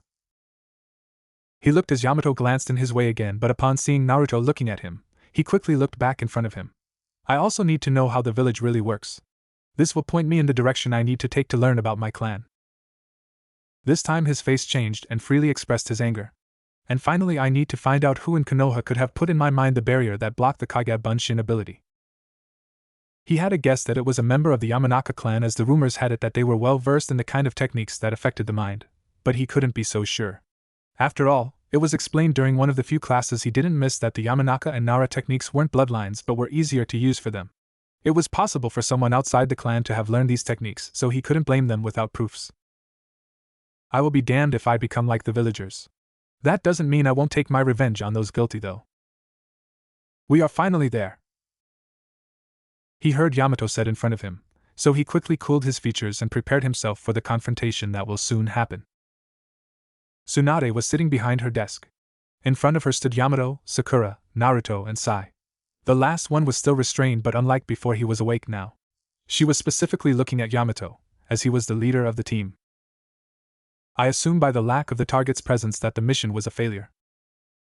Unfortunately, Hokage-sama, things happened during the mission that weren't accounted for. Like what? Tsunade wondered curiously. No, wait. I would prefer a complete debrief on the mission from the get-to-go. Yamato nodded at his leader's request and began the process of explaining everything that happened since the day they got out of Konoha. He took great care of highlighting everything of importance, and whenever there was an event where he wasn't directly present, like the fight between Naruto and Orochimaru, he left the concerned take care of it. Meanwhile, Tsunade looked attentively at her ninjas. When she heard about Naruto and Orochimaru fight, she looked pointedly at him. She noticed that the latter was rather calm, unlike the boasting ninja she was used to. He is still as emotional as before if he lost his control against Orochimaru's taunting, granted that Snake is rather good at getting under the skin of his opponents. But upon hearing the way Sakura made herself useless, she frowned deeply and looked right at her student. The look she gave her was enough for the latter to know that she was in trouble. Half an hour later, Yamato had finished recounting everything that happened and was now waiting for his leader's reaction. Tsunade frowned as she looked at Sai before she made a gesture with her hand. Immediately afterward, an Umbu with a rat mask materialized beside her. Rat, I want you to take Sai to Ibiki. Tell him he has free rein to get this young ninja to tell us everything he knows. The Umbu nodded before moving quickly toward a nonplussed Sai and roughly grabbed the latter by the shoulder. Moments later, the two of them had disappeared in a puff of smoke. That Danzo, I should have known that something like that would happen. You give an arm and they take the whole hand, she thought furiously as she contemplated on the way she could use it to her advantage. Tsunade coughed to get back the attention of her ninjas. You said that Orochimaru spared you, or at least you think so? Yamato nodded at that. Curious. I wonder why he would do that, but knowing him, he must have seen something in you that made you more valuable alive than dead. But just to be sure, Sakura and you will have to be searched for anything that Snake could have done to you. She finished looking at Yamato and Sakura, clearly implying that they couldn't be trusted for now. As for you, Naruto, she looked at him with contemplating eyes. You are to rest until your team is free to go. Naruto nodded slowly as he feigned being tired from the mission. This didn't go unnoticed as Tsunade dismissed them. Naruto went toward his apartment, while Sakura was led by an Umbu to the hospital. Yamato stayed behind, as he didn't finish his report. Is there something else, Yamato? Indeed, Hokage-sama. I didn't want to mention it in front of the others, especially Naruto, because of its importance. Tsunade crossed her arms under her breasts and waited for the ninja to continue. As you know, I used your grandfather's technique to subdue Naruto when he lost control. What I didn't mention is that afterward, I couldn't even feel a trace of the beast chakra in Naruto. Yamato explained slowly to his leader, who thought about the possible implications of such things. Is it a side effect of the jutsu? Yamato answered negatively. I am not sure. Being the first time I used it on a Jinchuriki, I don't know if it is the case or not. Will it have negative consequences? Again, none that I can think of. In a few days, the beast chakra will come back, I think. I just thought I should warn you of this development just in case, Hokage-sama. Tsunade sighed at that. You are dismissed then. But Yamato protested, but he was stopped by a glare from Tsunade. But what?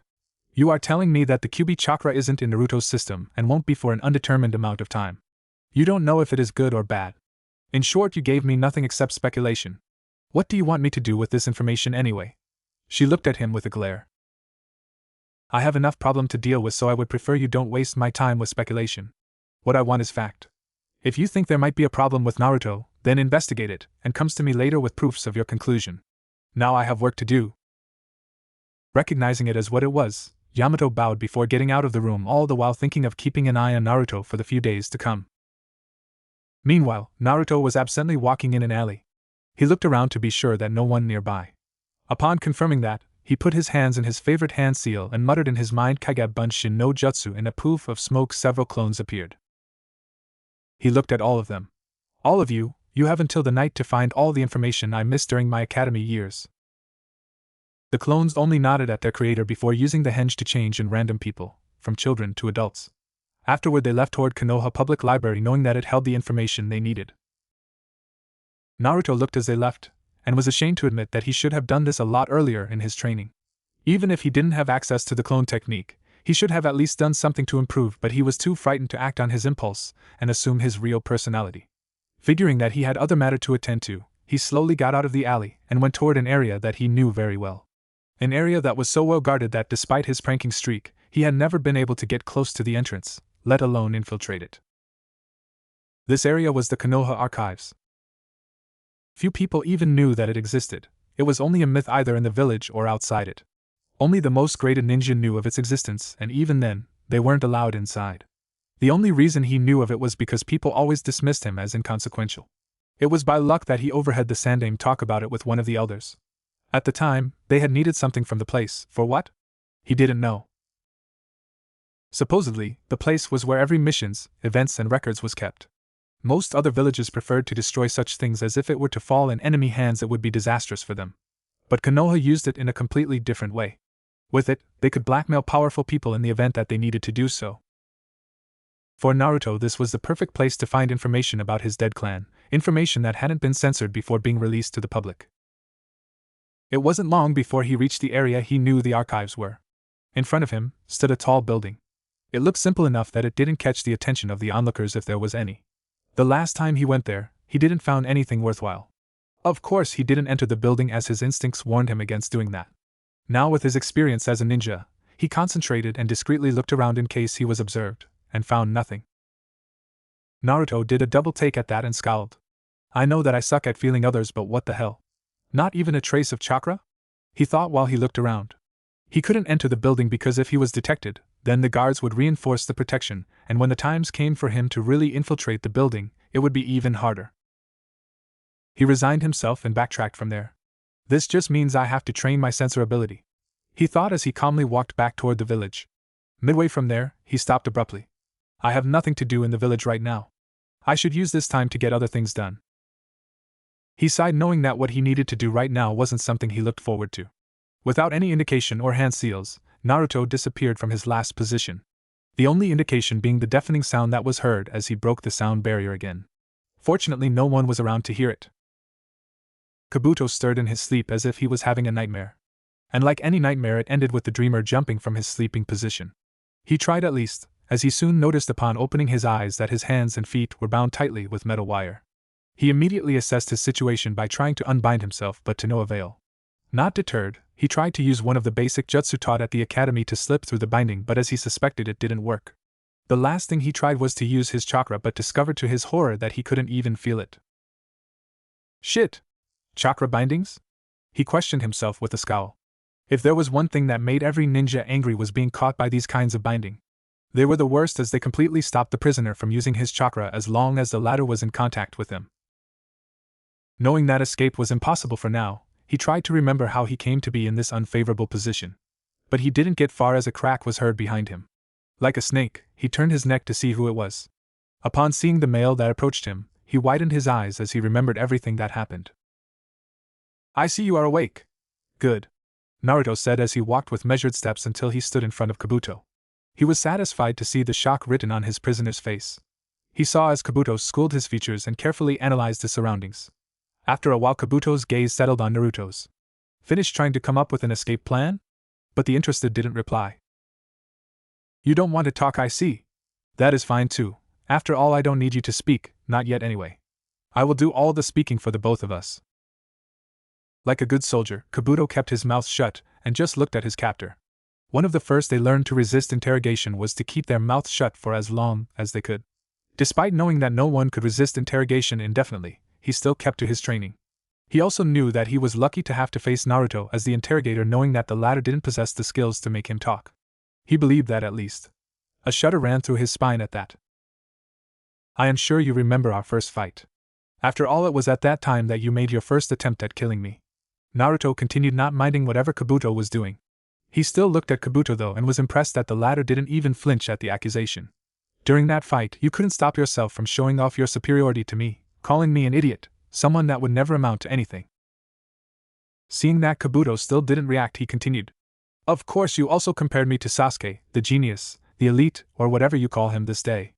Fuckmate wouldn't be far from the truth, I guess. No matter the training he had, Kabuto wasn't able to hide the distaste he felt at hearing the last thing Naruto said about him and Sasuke.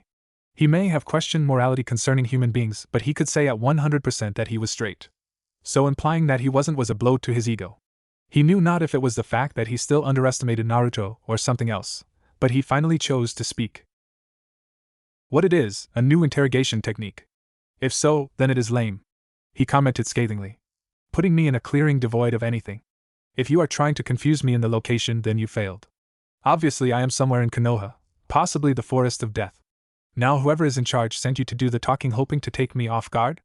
Again, it didn't work. I can at least congratulate you on thoroughly binding me, but it is the only thing you did right. Naruto just looked at Kabuto amused. You think it is a ruse of Konoha? What else would it be? But I digress. I shouldn't have interrupted you. Go ahead and talk to your heart content about our fight. Kabuto finished smiling predatorily. One would wonder if he really was the prisoner or the other way around.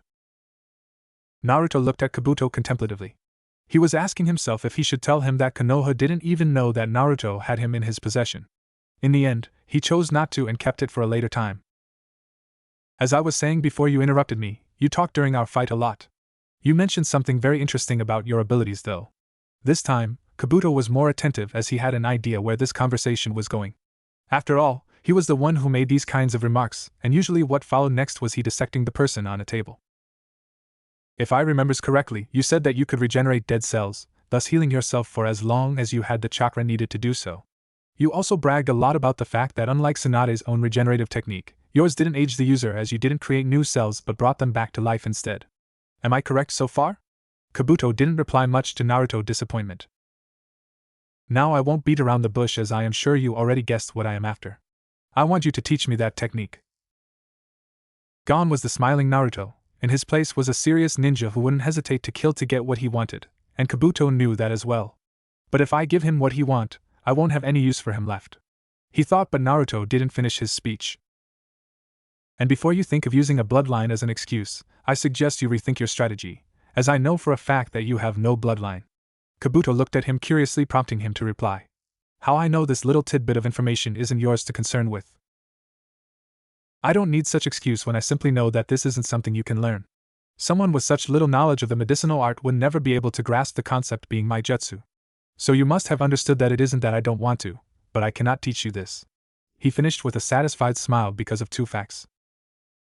The first was that he had brought Naruto to a stop, all the while questioning his intelligence. The second was that if Naruto really wanted to learn that jutsu, then he would have to keep him alive. This increased his chance of escaping, as Naruto was bound to make an error sooner or later.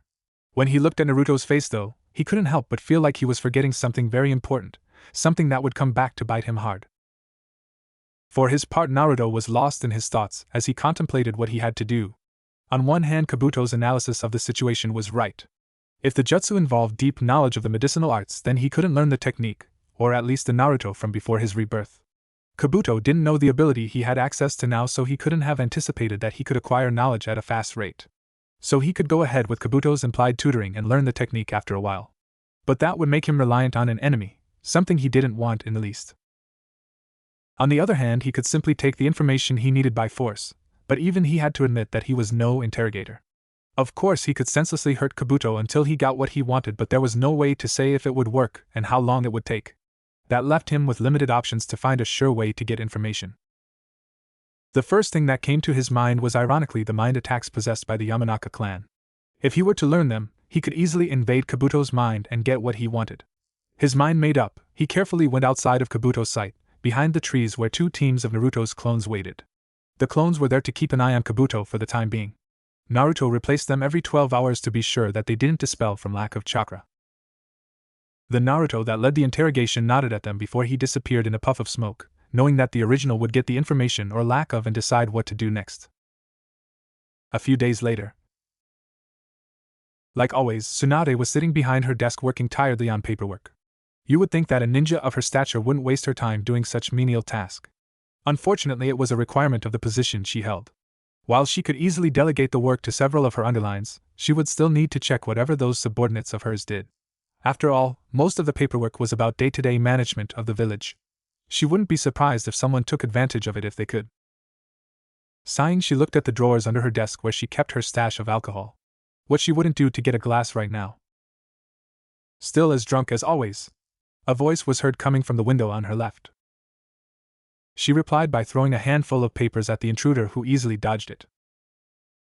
Jiraiya, how many times did I tell you to use the door like a civilized person? I am hurt you compare me with a simple human being. After all, I am not just about anyone. Completely disregarding the deadpan expression on Tsunade, Jiraiya kept at it. From the most known to the most hidden lands of the elemental countries, from mother to daughter, I am known from all as the gallant toad Sannin Jiraiya. By the end of his introduction, flowers were falling behind him to enhance the display, much to Tsunade's dismay. After much theatrics, Jiraiya finally became serious again as he looked at Tsunade. I heard that Naruto lost control in his last mission. The latter nodded, knowing that it was more of a statement than anything. How bad was it? Tsunade gave him a summary of the mission to answer his question. By the end of it, Jiraiya frowned. He just let them alive? And you let them wander around the village? Tsunade slammed her hand on the table at that. Of course not, they were thoroughly checked for anything suspicious that Snake could have done to them. The result was negative, so I let them go. Jiraiya nodded, ignoring the earlier outburst in favor on piecing together what could have happened in that mission. Finding nothing worthy of note, he decided to explain the real reason of his visit. I have finally found him. Who? The leader of Akatsuki. Jiraiya replied softly to a wide-eyed Tsunade. Then who is it? She snapped at him, impatient on knowing who was behind most of her headaches. Unfortunately, I don't know his identity. I only know that he is in the Hidden Rain village. At that, Tsunade looked suspiciously at her teammate. You plan on confronting him, don't you? But the latter didn't respond. Instead, he just looked outside, gazing at the village. I didn't know you were worried about me, he finally said, smiling, but before he could comment further on it, the door was slammed open by a ninja who seemed to be out of breath. As one person, Jiraiya and Tsunade turned to look at the person that seemed so alarmed.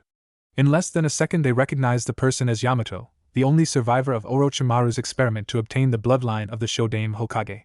They left him regain his breath, which in itself didn't take that much time. Yamato, having calmed himself, quickly noticed that Tsunade wasn't alone in the office, but upon recognizing the second ninja in the room, he felt much better. Jiraiya-sama, Tsunade-sama, sorry for interrupting you like that, but the situation is dire. This immediately put the two Sanins on guard and expecting the worst. Hokage-sama, like you suggested after our last meeting, I kept an eye on Naruto to see if anything was wrong. Why would you keep an eye on my student? Jiraiya asked dangerously to the Umbu, who seemed to shrink under the intense gaze of the senior ninja. Thankfully, Tsunade was present, and quickly made him aware of the side effect of subduing Naruto when he was under the influence of Kyuubi chakra. After being allowed to continue, Yamato did just that. I have been observing him for a few days now. I was expecting the beast chakra to come back since then, but it wasn't the case. Earlier I went to his apartment to see if there was any change, but I witnessed something that shocked me. Get over it, boy, Jiraiya snapped. Naruto, he disappeared in a puff of smoke, as if he was a clone. So what? You know that he can use the shadow clone technique, so what is the big deal? That is just it, the whole time it was a clone, because I searched the whole village for him and found nothing. I even went to the barrier squad and asked them if they could feel him in the village, and they said no. I am telling you that for several days Naruto wasn't in the village. Tsunade and Jiraiya widened their eyes as several theories flashed through their minds for an explanation, but before they could think further on it, a blazing alarm sounded through the village, making the two Sanin's faces stricken in horror. They weren't terrified because they could be under attack right now. No, that wasn't something that would scare them like that. What scared them was that particular alarm was only used when the archive had been breached. A few minutes earlier, a figure stood at a treetop. He silently observed his surrounding before looking straight at a lone building that was well hidden by the giant trees that covered the area. If you didn't already know where this building was, you wouldn't be able to find it. Only through extreme luck would you stumble upon it. The figure had spiky yellow hairs held by a black tap. He had bright blue eyes that seemed to dull depending on the amount of light. He wore black pants with a pocket on the right thigh, a black shirt with a black vest above it. To sum it up, he looked like a true ninja that strived in the shadows and only went in the light to kill his next victim. Even if a ninja were to specifically search him by his chakra, he wouldn't be found. That was because during the last few days, Naruto used his clones to train on several specific attributes. One of those was the ability to hide his chakra. Because he had too much chakra, he couldn't use the regular method to hide it. Or at least it didn't work very well with him. Instead, he did something else, something that would be expected from an unpredictable ninja like him. He created his own method of hiding his chakra. It was very efficient, even more so than the regular method, but it wasn't without its flaws. Instead of compressing his chakra in a tight ball around his chest, Naruto left it as it was. He only learned how to change his chakra signature to simulate that of the nature around him. Because of this, everyone trying to sense his chakra would only sense the energy that could usually be felt in the nature. And even then, few people could sense natural energy, so that reduced the number of people able to sense him drastically. Unfortunately, because he didn't stop his chakra from flowing around him like those who used the compressing method, a possessor of a dojutsu could easily see his chakra flowing. Naruto looked in front of him and muttered to himself. It is now or never. Before he let himself fall forward from the tree. Despite falling to his death, he thought nothing of it. It was only before colliding with another tree that his body vanished without any trace whatsoever. 100 meters away from there, he reappeared in a crouching position on the rooftop. He wisely chose not to use the obvious door that served as the only entry point of the building, as he knew not what was behind it. He could still feel the lingering chakra of the barrier that surrounded the building but paid no mind to it. Exactly like the one surrounding the whole village. Effective but completely useless against me, he thought. Indeed, the barrier was useless against him because it worked by detecting any disturbances on the barrier, and the chakra signature causing the disturbance. If let's say a bird were to go through it, its lack of human chakra signature would classify it as a harmless intruder. This was done so the ones in charge of monitoring the barrier wouldn't be distracted by animals. This was a weakness that Naruto used, as the way he concealed his chakra classified him as an animal. Without wasting any time, Naruto raised his hand and a Rasengan was formed.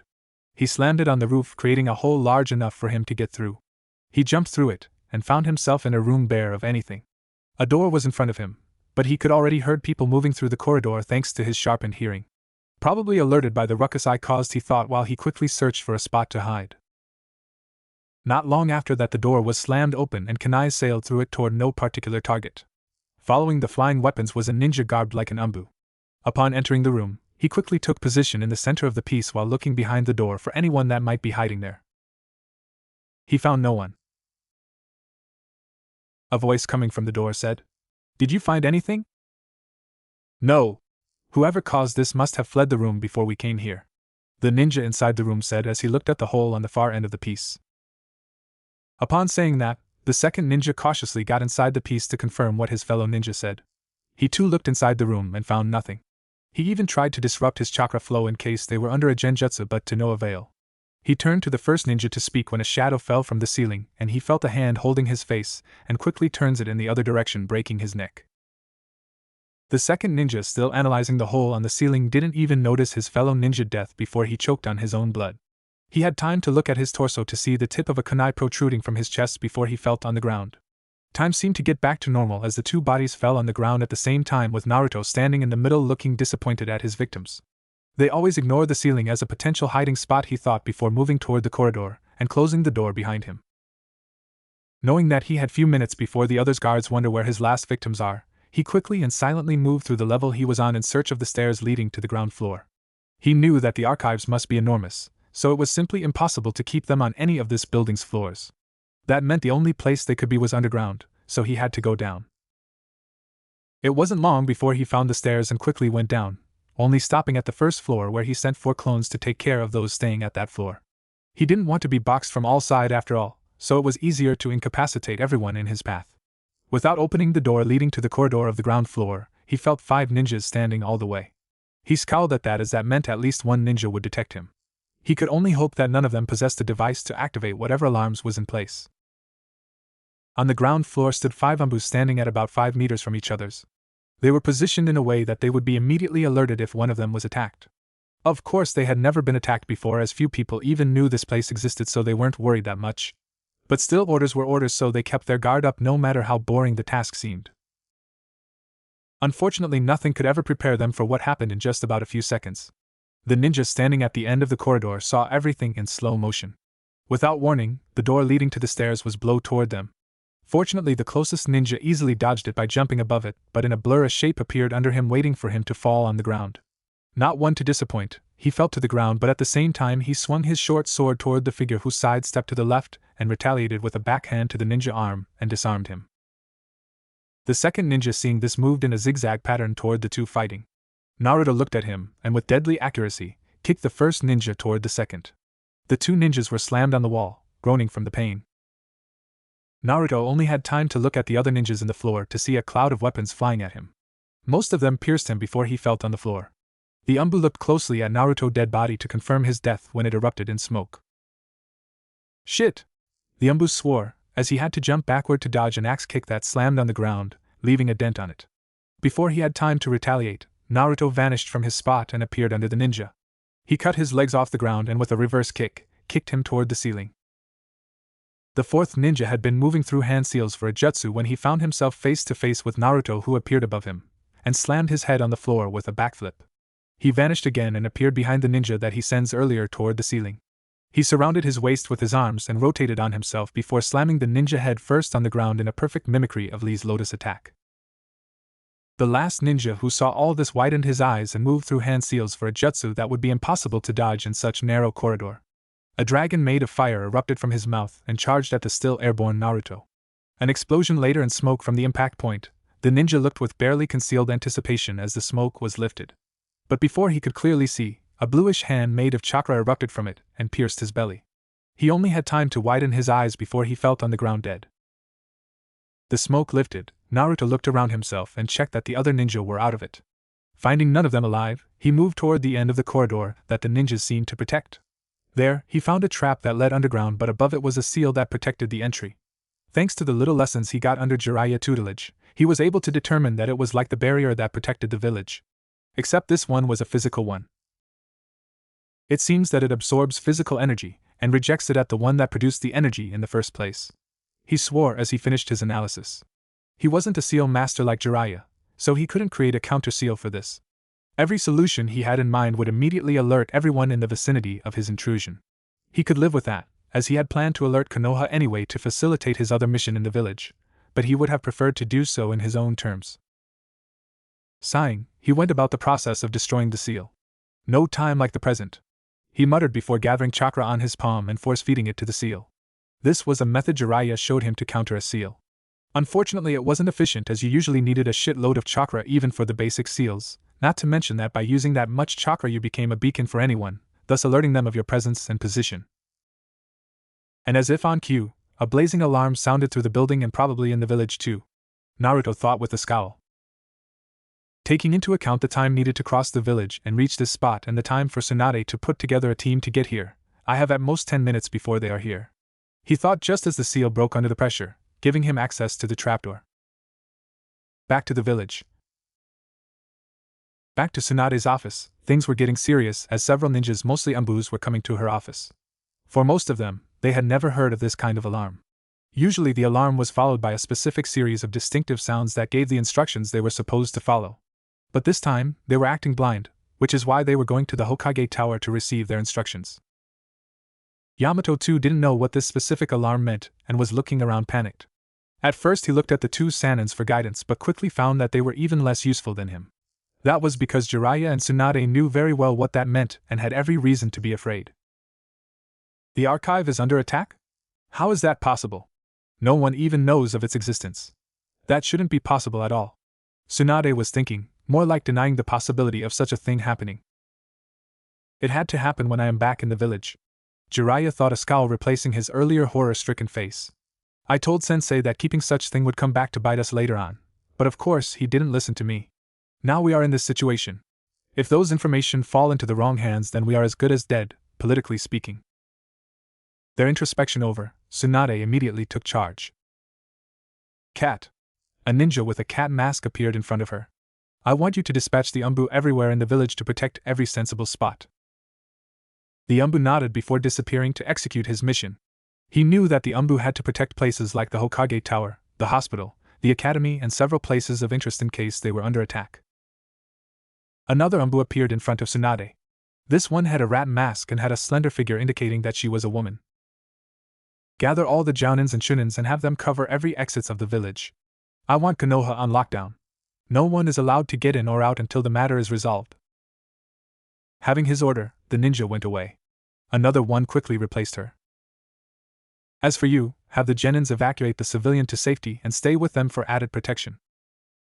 Tsunade finished as the last ninja disappeared, leaving Jiraiya, Yamato, and her alone in the office. Jiraiya looked at her with a serious gaze. If the situation wasn't precarious, he would have commended her on her quick thinking. After all, he knew just like her that no protocol was in place to react under this situation. This was done because no one was supposed to know of the existence of the archives. Even now they couldn't send their ninjas toward the area it was situated, as they would ask too many questions afterward. Only those that were in the confidence were allowed to get there. And they are here, it seems. Jiraiya thought as he felt several chakra signatures enter the office in their fighting gear. The first one had long dark brown hair and featureless white eyes. He was wearing the standard uniform of a Konoha Jounin and a forehead protector on his forehead. This was none other than Hyuga Hayashi, the leader of the Hyuga clan. The next one to appear had long red hairs and markings on his cheeks. Unlike Hayashi, he wore a black suit completed with armor with the kanji for food on it. He also wore a rope belt, hand guards, and a piece of cloth tied around his head. This was Akimichi Choza, leader of the Akimichi clan. Directly on the left of Choza stood another ninja with dark hairs tied up into a spiky ponytail, dark eyes as well as a goatee. A deerskin coat was over his standard Konoha uniform. This was Nara Shikaku, leader of the Nara clan. The final ninja that appeared had long blonde hairs. He wore the standard uniform with a sleeveless red coat above it. This was Inoichi Yamanaka, leader of the Yamanaka clan. Upon seeing the four ninjas that appeared, Tsunade gave a thin smile. I see you remember protocol. The only reply she got was serious nod from the four of them. I won't enter into any details concerning the situation we are facing, as even myself don't know everything that is going on. I have already dispatched the ninjas all over the village in case the intruders escape. Shikaku interrupted her. Do you have an idea on the identities of the intruders?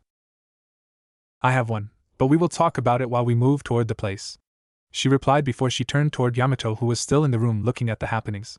You are coming with us. I have the feeling you will be invaluable soon. Without letting Yamato answer, she turned around and vanished. Jiraiya and the four ninjas that came in the room followed her. Yamato was hard-pressed to follow them, as despite being one of the most powerful Umbu right now, it seemed that each of the clan head were well above his level. While every ninjas in Konoha was going toward their assigned position, a lone ninja was stealthily moving through the shadow of the buildings to reach his target. The person had been assigned a mission by his master, and he wasn't about to fail. Before long he reached a compound that belonged to one of the clans of Konoha. Because of the emergency, there were only the minimum guards protecting the compound. Without difficulties he bypassed the guards, as he made sure they couldn't sense his chakra. Then he moved through the different houses with a particular one in mind. Upon reaching the house he easily broke in and searched what he wanted. A few minutes later he found it. It was a big scroll with a clan symbol on it. He knew that the blood of a member of the clan was needed to open it. Fortunately he acquired it earlier in the day. Satisfied with a successful mission, he quickly exited the room and escaped using another path. He also made sure that he left no trace of ever being there before going. The guards in front of the compound would not know that someone got through them without them knowing.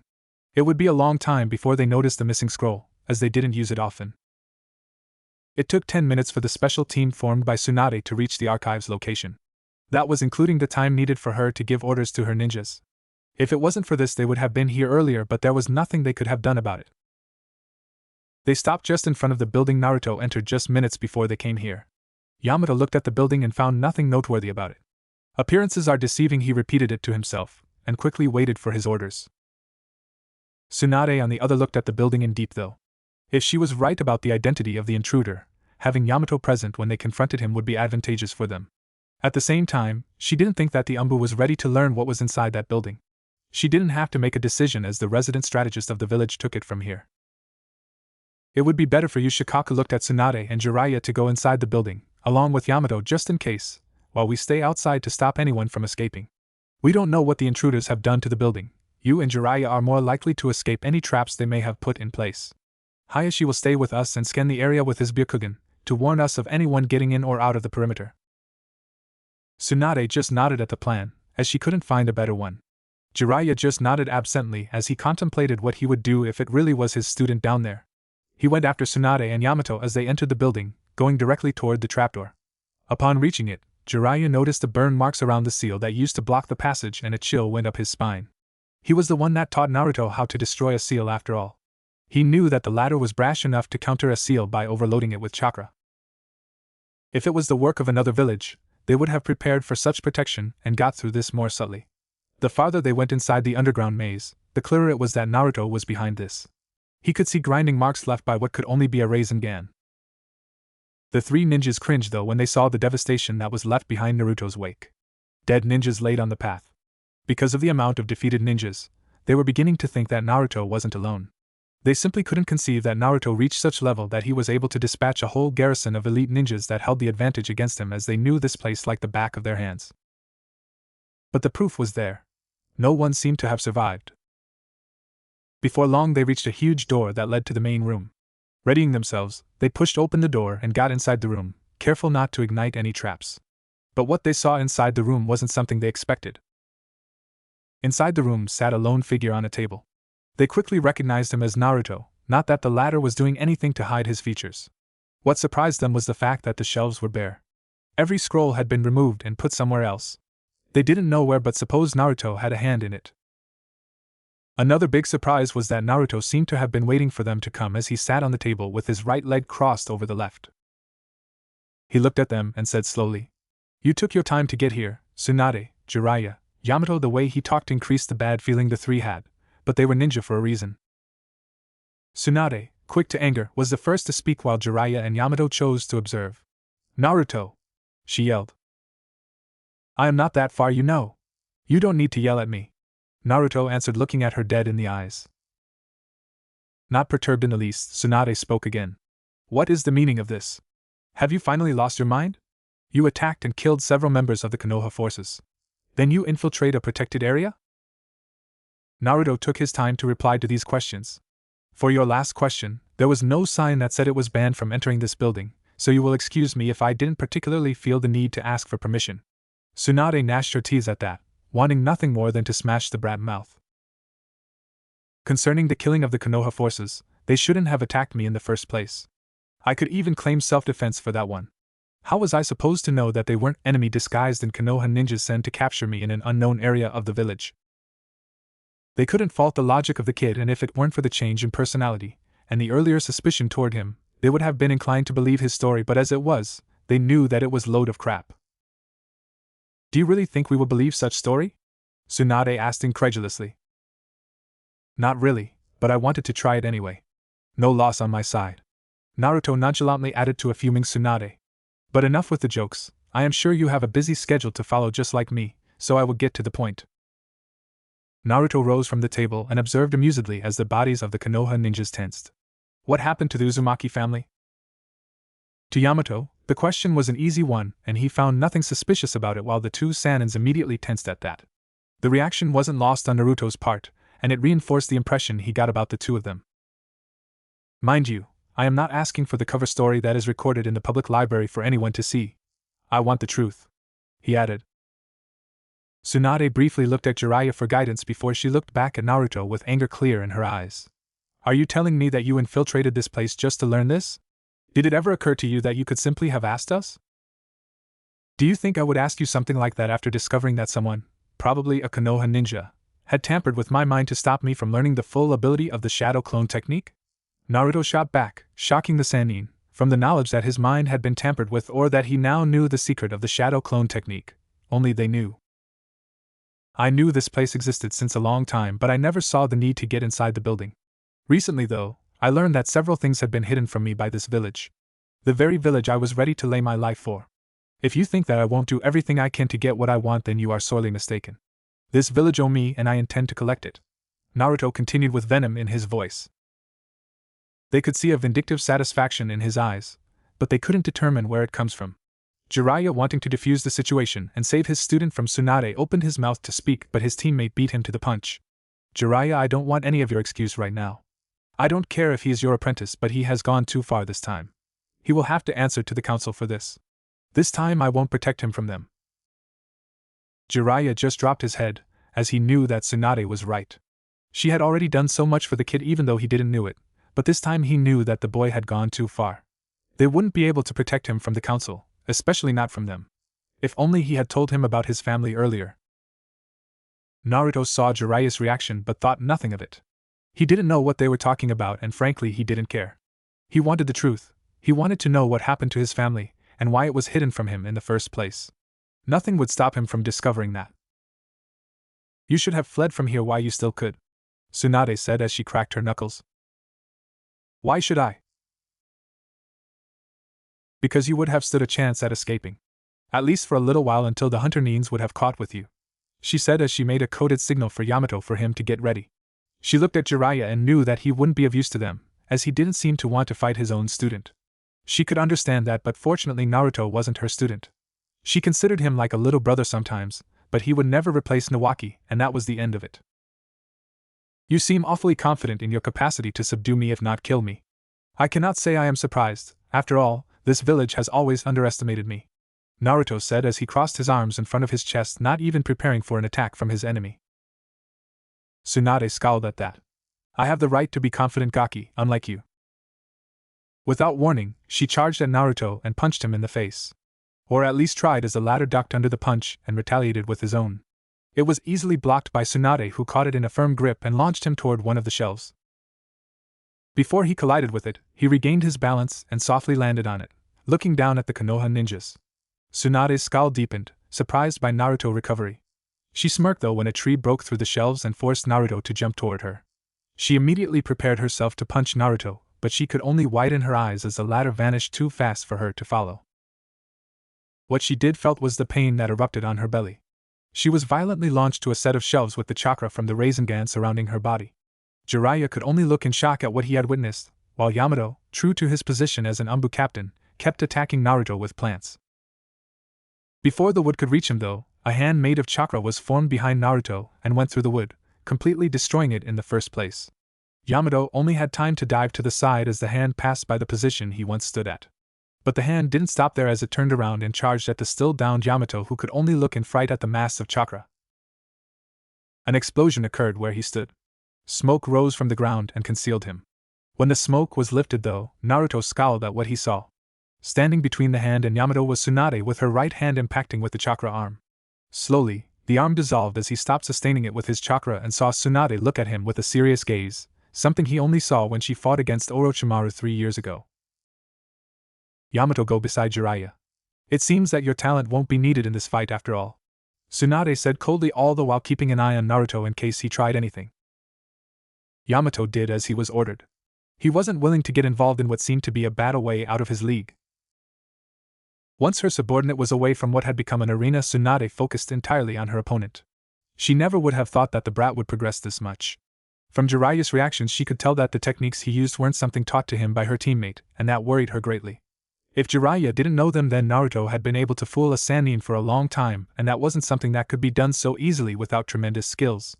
She was now reviewing everything she knew about Naruto but couldn't find how it was possible. Are you wondering how I am this strong? Naruto asked, not really expecting an answer. Tsunade just scowled at him. I am at a disadvantage right now. Because of this enclosed area, I can't do too much damage to the ground and wall unless I want to bury us all. That means I have to be careful with my super strength. Also, whatever speed technique he used is very dangerous. I didn't see it enough to create a counter for it, and he is using it sparingly.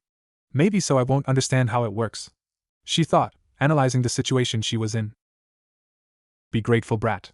You will get to witness something that few in this world have, she said while closing her eyes in concentration. She knew that Naruto would be curious enough to let her finish charging her technique even though it was stupid. And like she thought, Naruto looked curiously at the technique and waited until it was ready. On the sidelines, Jiraiya widened his eyes at that. Is she really going to use it against Naruto? Does she think he is really that much of a threat to use something as deadly as that? He wondered. He knew that technique was something even more dangerous than her super strength. Something that he didn't want to face even with his Sage mode activated. Before long, Tsunade's body was shining from a bright light coming from her body. She opened her eyes and looked at Naruto with a smirk on her face. You shouldn't have let me finish this technique. Now it is over. Upon saying this, she vanished at about the same speed Naruto used earlier. It was close to the sound's speed, and that shocked Naruto greatly. Fortunately, he was able to dodge the initial strike, or so he thought, as Tsunade changed the direction of her arm at the last moment and slammed her hand on his face. He was slammed on the ground and rolled for several meters before stopping on the wall at the far end of the room. Tsunade was upon him in an instant, and with a series of punches and kicks, she lifted him off the ground. Naruto could only see darkness around himself, as Tsunade pummeled him. In a desperate attempt, chakra erupted from his body, causing an explosion. Tsunade was forced to get back, giving him time to recover as much as he could, but the damage was already done. When Tsunade looked at him once the smoke was lifted, she saw that Naruto had trouble standing on his feet. Blood was freely rolling from his mouth. But what satisfied her more was the pure hate that radiated from his eyes. Finally, I am getting a reaction from you, she thought. She had been getting frustrated with the dull face Naruto showed them. Naruto looked at her, and if look could kill, Tsunade would dead several times over. He was hurt very badly because he didn't have the regeneration granted to him by Kyuubi anymore. He was sure that if it had gone for longer, he would have died. She must be thinking that the Kyuubi will heal whatever damage I receive, that is why she isn't holding back. Even now that beast is ruining my life, he thought with a scowl. Not one to be outdone, he immediately activated his speed technique and vanished in a sonic boom, shocking those present, especially Jiraiya, who was reminded of his late student. How? Jiraiya muttered in a mixed feeling of pride and shock. Tsunade, on the other hand, stayed calm. Of course, she was surprised that the brat was even faster than before, but she had a surprise for him in reserve. And just like she thought, she felt a ball of chakra touch her back.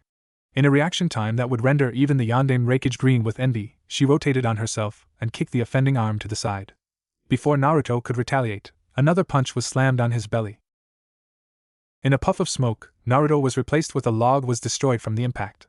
He reappeared on another shelf in the room, looking down at Tsunade with a calculative look.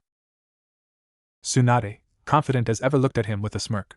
You see just how hopeless it is, don't you? You may be faster than me, but it doesn't matter in the end. You may have escaped this time by luck, but you will eventually get caught. Do you really think it was luck that made me switch with a log on time? Naruto asked coldly. Gon was joking Naruto, this time he was really getting into it. Despite the techniques I showed you, you still underestimate me? Then let me make you reconsider. Suddenly 3 chakra arms formed around Naruto, with one of them a little above his head. When I made my chakra explode around me, I noticed something that was far more dangerous than the improvement in speed that you displayed. I am sure you showed me that speed improvement on purpose to hide the true nature of your technique. Yamada looked in wonder while Jiraiya clenched his fists. He noticed it so fast? Once the chakra touched your skin, you quickly moved outside the range of the blast. I wasn't sure at first, so I tried to confirm it by attacking you with something that you couldn't see. And just as I thought, your body immediately reacted once I touched you. What the technique really does is increase your reaction time to a godly level. The speed improvement is only a side effect of this. Am I right? Naruto finished to a stunned Tsunade, who couldn't understand how Naruto, a ninja with the attention span of an insect, could have analyzed her techniques so easily. But Naruto wasn't finished. You really did a number on me, and like I said earlier, I have a schedule to follow. So you will have to excuse me. You really think that I will let you escape now that you are boxed in? What do you intend to do? You may have pierced my technique, but that doesn't mean you can counter it, Tsunade said smugly. Naruto just looked impassively at her, and suddenly chakra begins to pour toward the chakra arm that was above his head, forming a Rasengan of epic proportion. The concentration of chakra on that attack will destroy everything around here. Does he want to bury us all here? Yamato thought in fright at the jutsu. I wonder, can you escape a blast that will cover this whole building? Naruto asked with a coldness that froze the Konoha ninja. Just outside the building, Hayashi, Shikaku, Choza and Inoichi had been monitoring the surrounding when they felt a huge discharge of chakra, before a violent explosion was heard. The explosion was so huge that the shockwaves sent them flying toward the trees, knocking them down. The smoke that was lifted could be seen from the village as it went so high into the sky. A few minutes later, enough smoke was lifted to allow those present to see around them. What they saw was the huge crater that was formed where the building once stood. At the edge of the crater, Naruto stood, surrounded by chakra arms. In the middle of the crater, a huge toad and a slug stood. After a while, the two animals opened their mouth to let Tsunade, Jiraiya, and Yamato out. They only had time to see Naruto look at them with the same hate that he displayed earlier and vanish like he was never there in the first place. They still heard his parting words though. I am sure that I will find my answer in those archives. But should Konoha has been involved in the destruction of my clan, mark my words, I will hunt you down to the last one. Konoha. It is said that there is no smoke without fire. What was happening to Konoha at that moment didn't escape that rule. Of course there was no fire in the village, literally speaking, only the smoke that was raised as the aftermath of Naruto's attack. In this case, the fire was of a totally different nature. An hour had gone by since the start of the alarm, and the village was still in lockdown. Most ninjas were panicked. Not because the situation was dire, like an invasion for example, but because they knew not what was going on. They say that ignorance is bliss, but not in this case. This time it was worse than anything Konoha ninjas ever experienced. Fortunately, the shrilling sound of the alarm came to an end. At the archive location, Tsunade, Jiraiya, Yamato, and the clan heads that came were assessing the damage done. They had been going over the crater that now replaced the building, trying to salvage anything, but it was all for nothing. Whatever attack was used had destroyed pretty much everything, or at least rendered it useless. It will take a long time for anything to be able to grow again in this soil. A voice was heard beside Tsunade, who looked pensive. Do you think it is the time to care about such thing? She snapped, not really in the mood. Yamato wisely shut his mouth and kept digging like the others. After a while, they stopped and gathered at the edge of the newly formed crater. Shikaka was looking grim as he was already assessing the consequences of the event, same with the others, except Jiraiya, who was still lost in his mind trying to understand what went wrong. What do you make of this? Tsunade asked her subordinates. It is like you said. Everything is lost. There is no trace of burned papers, only scraps of wood that belonged to the wooden material in the archives. Either the attack disintegrated everything or the scrolls were already taken. Inoichi said. That means he has them. He has all the scrolls that were stored in this place. Choza said gruffly, finishing his teammate's sentence. How the hell did that brat stole every damn scrolls that was in there? It would take an hour at least for several ninjas to get them all. Tension was high in the air as they still couldn't wrap their minds around the fact that a genin, a ninja they had all dismissed when it came to cunning, had been able to successfully infiltrate one of the most guarded places in the village. It was a slap in their face, to their ego, to have been so easily played for fools. Shikaka sighed while lighting a cigarette. It is obvious that he used the clone technique to get this done faster than expected. When we designed the protocol to follow in case something like this happened, we counted on the Umbus guarding the place to slow down the attackers for at least half an hour. Add to that the time they would need to break through the seal and shift through the information to get what they want. We calculated that we had a margin of an hour to react. He paused to check that everyone understood what he was saying. The fact that Naruto, of all people, was able to do the above mentioned in less than 15 minutes is rightfully shocking. Even you, he looked at Tsunade, wouldn't have been able to do the same. To sum it up, we were completely unprepared to deal with this situation. Tsunade said nothing as she looked at the crater. Despite everything being destroyed, bodies of dead ninjas were still present. To think that he would go so far as to kill his fellow ninjas just to know the truth. I shudder to think of his reaction when he does learn it. She looked back at the group of ninjas, specifically Yamato. Contact every members of the council immediately for a meeting in an hour, not a second later. If they ask what this is about, tell them that it is a matter of national security. Yamato nodded quickly before running back to the village. Now that Yamato is gone, what are your real opinions? Shikaku, now free to speak as Yamato wasn't present to listen on things he had no clearance to know, looked at Tsunade dead in the eye, all traces of laziness absent. He is smart. What do you mean? Don't any of you see it? He went all the trouble of stealing everything that was inside the archives. He knew that after what he did, he would be hunted down by our ninjas. He could have been long gone by the time we came, but he stayed. He could even have played the innocent card, as no one would suspect him of anything unless they had solid evidences. He did none of that. Why?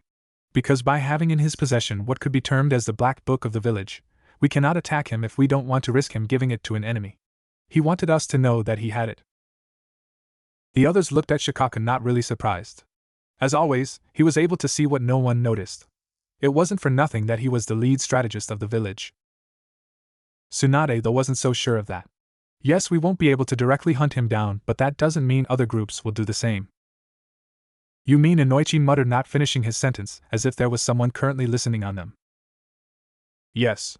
They won't let it go once they learn just who was behind the attack. Even I cannot stop them anymore, she said darkly as she looked toward the village. Surprisingly enough, even Jiraiya, who had been idly listening their talk, winced when she said that. For the moment, though, what should we tell the council? I don't want to create a panic right now, and if we tell them the truth, it won't end well, she finally asked. Only enough to satisfy them. No one knows what happened here anyway. Jiraiya finally spoke for the first time. The group looked at him now, waiting for him to elaborate. Look at it this way, we cannot openly hunt down Naruto, and it would be in our best interest if no one outside of Konoha know that we are missing our Jinchuriki anyway. If you tell them that it was Naruto who did this, then they will demand of you to send ninjas after him. If they know nothing about it, then we can simply come up with a cover story to placate them. Jiraiya explained himself as the others listened attentively. So what you are saying is that we let your student get away with this? Tsunade asked venomously, her ego still bruised by the fact that Naruto escaped her. I never said that. Jiraiya placated her and looked at her with a serious gaze that was very rare for him. Do you have a better alternative? When no one spoke, he continued. I am not telling you to forget what Naruto did, only that we cannot let it be no for now. And like you said, they won't pass such opportunity to get rid of the last Uzumaki. Why not let them do the dirty work for once instead of using our force to do so? Seeing as they didn't outright reject his suggestion, Jiraiya took that as a good sign and turned his back to them. By the way, I am going. I don't have any businesses left in the village. I will get to the mission I was supposed to be at. Before moving, though, he threw one last look at Tsunade. For the both of them, it was like time stopped as they looked at each other. Both of them had a bad feeling, as if something bad was going to happen to one of them. But they shook it off as their paranoid nature. After Jiraiya disappeared in a swirl of leaves, Tsunade looked at the remaining ninjas. Let's go back to the village. We have a meeting to attend to. Moving as one, they left the area, heading toward the council meeting room. They made a mental note to come back here and clean the place. An hour had gone by and the members of the council were gathered for an emergency meeting. The room they were in was neither too large nor too small. It contained enough room to accommodate everyone while leaving enough space to move easily. It was designed like an arena with 4 groups of seats, each one reserved to a specific group of the governing body. The first group served as the sitting area of the members of the civilian part of the council. Among them were the heads of the merchant and farming guild, the economic guild, and several others. The second group of seats was the sitting place of the ninja council. Among them were the heads of every ninja clan currently residing in the village. The heads of the Yamanaka, Akimichi, Nara, Hyuga, Sarutobi, Aburame, and several minor clans composed this part of the council. The third group gathered the heads of every ninja department, like the torture and interrogation department headed by Marino Ibiki, the Umbu, the information gathering, and the health departments. And finally, in front of the first 3 groups were the seats of the Hokage and the village elders Hamura, Koharu, and Danzo. With everyone present, they could now begin the meeting. The tension was high in the room, as no one really knew what transpired earlier on, as they had not been briefed yet. Now that everyone is here, let me open this meeting by saying that we are as of now out of the emergency state. Tsunade's voice boomed in the room, interrupting everyone and getting their attention. I suppose most of you are wondering about the cause of this emergency, and why they have never heard of this kind of alarm. She looked at the audience, and saw their wondering faces, confirming her suspicion. First, let me begin by a short history lesson. She took a deep breath to prepare for the following long speech. Long before the ninja villages were created, ninjas lived in clans. They lived off the money they made from the missions given to them. Because of the kind of missions they took, assassinations, sabotage, and the likes, they had to put in place safety measures in case the employer stabbed them in the back. Usually it was the contract signed by both parties that was used as evidence. This way, should the employer try to betray them, they could simply threaten to release the information contained in those contracts, thereby incriminating him too. Everyone nodded at what was said, understanding the logic in using such protection, especially in a cutthroat world like the elemental countries. The Senju clan was no different. They kept a tight record of every missions and events that affected them. That is why at the creation of Konoha, an underground facility was built to keep track of this information, no matter how useless it seemed. In that place was stored the missions Konoha partaken from his construction to this day. This place was named the Archives.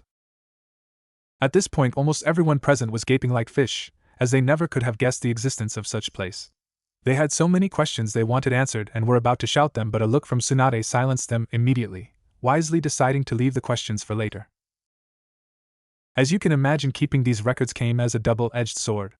If the information stored there were to fall into the wrong hands, then it wouldn't only be disastrous to Konoha, but to our client too. That is why an entire division of Umbus was assigned to defend the place, and a protocol was put in place in case someone tried to reach it. The alarm you heard earlier was one that alerted the person in the know that the archives were under attack. Tsunade finished looking expectantly at her audience, knowing that they had all kind of questions to ask her, and she wasn't disappointed. Who knew about the existence of that facility? One of the civilian members of the council asked with narrowed eyes. If he had correctly guessed, then few people knew of its existence.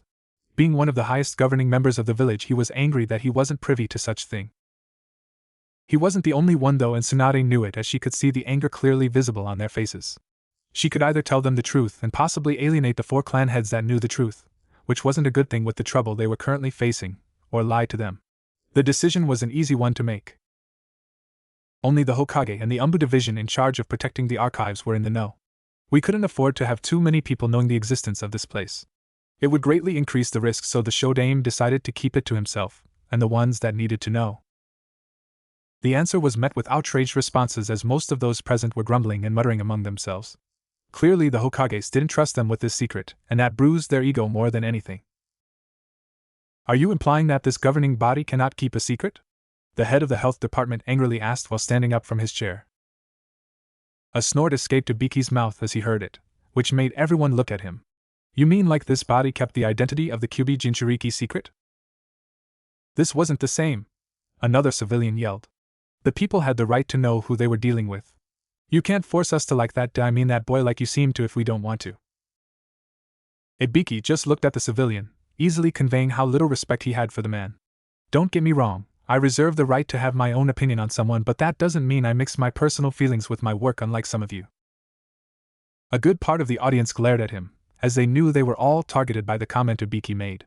Seeing where this was going on, Tsunade slammed her hand on the table, for once not breaking it but loud enough to gain the attention of the whole room. We are not here to discuss the matter of Naruto Uzumaki, or did you forget what happened not even a few hours ago? The shout reverberated through the room, and a few of the council members felt ashamed of letting their personal feelings control them when they had faced impending doom not long ago. Hamura, who had been silently observing since the beginning, finally opened his mouth to speak, looking at Tsunade. You told us what the alarms meant, but you never said what happened. Reminding everyone to focus on the matter at hand. Tsunade nodded as she explained what had happened earlier. Upon hearing the alarm and knowing what it meant, Jiraiya and I went to the archives to investigate. Unfortunately, we came too late as every Umbu had already been killed. Despite the gasp of shock expressed by the audience, she kept going. The whole building and underground facility was littered with dead bodies. There were traces left behind that gave us an idea of the person behind the attack. And surely enough, when we came to the main room containing the scrolls, we found him patiently waiting for us. The room was anxiously waiting for the name of the culprit, as none could draw a breath. Uzumaki Naruto was the one behind the attack. As expected, the whole room exploded in angry yells that could rival a shrilling sound. None were happy to hear this, to hear that someone they had tried to keep under their thumbs his whole life would dare revolt against them. For the civilian, it was the proof they needed to bury their shinobi counterpart, as the latter body had always preferred to keep the Jinchuriki alive. Tsunade looked at all of them, and wondered if she had done the right thing. She had contemplated lying to the council, giving them a cover story that would satisfy them, but after careful analysis, she came to the conclusion that it was too risky. She had no idea what her other opponents knew of the events. It was possible they would capitalize on the cover story to discredit her, and that was something she couldn't deal with right now. So she chose the alternative solution: reveal everything. I suppose the boy is in your custody then if the emergency was cancelled? Danzo asked Tsunade, who looked at him silently. The question also had the effect of shutting everyone. No, was the simple reply he got, making him narrow his eyes. Wanting to avoid further shouts, Tsunade clarified the situation. It seems we have underestimated the boy quite thoroughly. He was able to go toes to toes with me despite using my full power. She ignored the shocked looks of those that knew what she was really capable of. Seeing that we were in a stalemate, he used a jutsu to destroy the whole facility before escaping. The smoke most of you saw was the result of this. Having seen the after effects of the supposed technique that destroyed the archives, Most of the ninjas present now saw Naruto in a new light. Because being able to do what their leader had said he did was nothing to sneeze at, quite a few were certain they couldn't do the same after all. While everyone was contemplating what Tsunade said, Danzo had a smirk on his face. This is an unexpected turn of event. It could very well turn out to be a blessing in disguise. Tsunade didn't miss the smirk and narrowed her eyes. Then I suppose we will have to send Hunter Neens after him to be brought back, dead or alive. The audience turned to look at Hamura in surprise. I may have never wanted him to be killed, but now he has become a threat to Konoha, and that is how we deal with traitor. He finished letting everyone know his views on the matter. Many were surprised because he was among those that refused to execute Naruto when it was proposed several times, always reminding them of the value of having a Jinchuriki in a village. But it seemed that even he had a limit to how much he could condone. That cannot be feasible. Was she not as experienced? Tsunade would have caved under the numerous glares sent her way. But she just took it in stride. While I am all for sending Hunter Neens, it would mean prompting Naruto to release the information contained in the archives to the public. The shinobi in the room were all struck with horrors, having understood what Tsunade was implying, leaving the civilian to wonder what was going on. Oh, I must have forgotten to tell you, Naruto is now in possession of every scrolls that was in the archives, she wanly stated. Now the village had a good reason to be worried, as the person they despised the most literally held their future in the palm of his hands, and they could do nothing about it. With Naruto. While Konoha was assessing the damage done and planning a retaliation, Naruto was quickly fleeing toward a safe spot. It wasn't really a safe spot, more like a place where no one went. Then again, it would be difficult for anyone to reach that area. After all, it was at the top of one of the farthest mountains surrounding Konoha. He had decided to go there first, as he knew the first place Konoha Hunter Neens would be looking for were the ruins of Whirlpool's country. He wasn't afraid to confront them, not in the least, but he had more important thing to do first. For anyone looking at him right now, they would only see a blur, and that was only for the ninjas with the most advanced eyesight. Naruto jumped from trees to trees with one purpose in mind: reach that place as quickly as possible. He looked in front of him and spotted someone standing in the middle of his path. Quickly identifying the person, he came to a stop just in front of him. The person was about the same height as him, and wore a coat with a hood covering most of his face. "How did it go?" Naruto asked the stranger. "As planned. I have the scroll you asked for," the stranger replied before removing his hood, showing a perfect copy of Naruto's face. He frowned though when he saw Naruto wince in pain. "What happened?" he asked, plainly looking at the blood on Naruto's clothes. "Tsunade happened." The clone would have laughed if the situation wasn't so troublesome. "You were able to travel with these wounds?" he asked again while handing the scroll to Naruto, who took it and fastened it around his waist despite the difficulty he encountered in doing so. "It is not as if I have a choice. My confrontation with Tsunade didn't go as planned." "I can see that." Naruto glared at his counterpart for the cheeky remark but continued nonetheless. "Most of my internal organs are damaged right now. The only reason I am still able to move is because I am constantly channeling chakra through my body to lessen the pain." The clone nodded. "This change our plans then. We cannot do anything until these wounds are healed. What are you going to do?" "This is just a minor setback. I can deal with the pain just fine for now. I will just have to obtain the information from Kabuto's mind quicker than planned. Speaking of which, did the clones take him there already?" "Yes. They already are at the top of the mountain. Anyway, my job is done. Do you need anything else from me?" Naruto thought for a moment before nodding slowly. "Yeah, I want you to erase our tracks in case I left any clues of where I am going. Also, if you can, try to divert them from our real direction."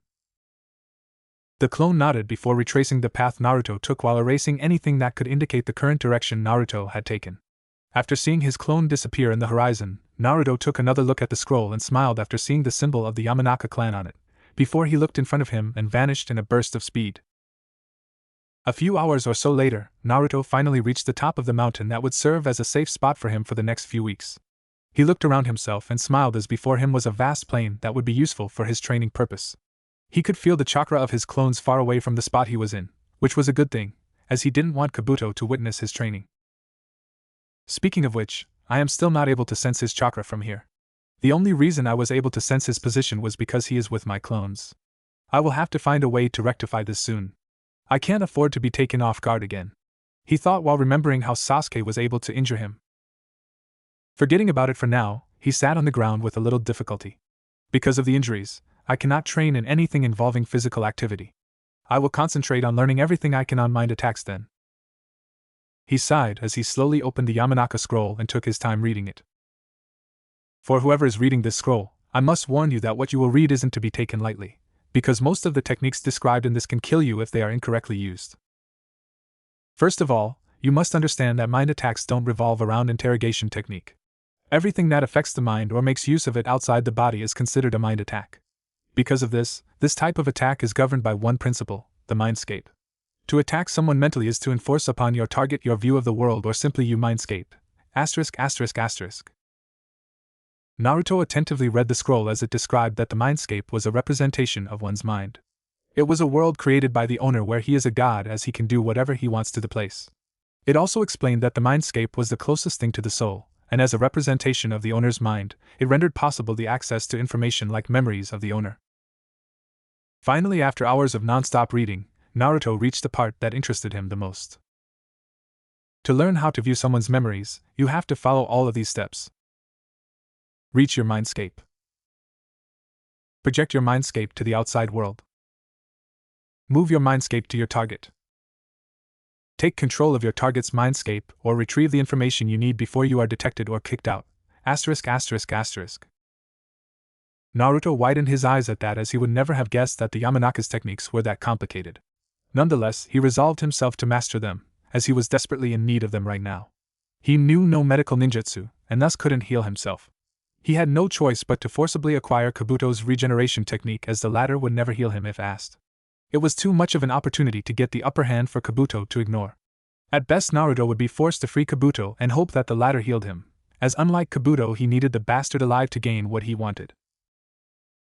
He looked back at the scroll and looked at the training exercises described to master each of the steps required.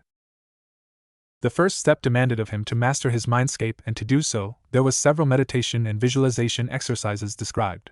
Fortunately, he could already reach his mindscape thanks to being a Jinchuriki, so he didn't think it would be too difficult for him. The second step was about being able to project his mindscape to the outside world. This is where it became tricky. Apparently, the Yamanaka were natural at this, and it was because of this that they were so proficient in doing that. This was the most difficult part, as several ninjas gave up on this step. The last two steps involved moving the mindscape outside the body and corrupting the target's own until you were in control of his mind. With the information needed, he used the cross-hand seal and gathered a huge amount of chakra. So much that it was visible to the naked eye.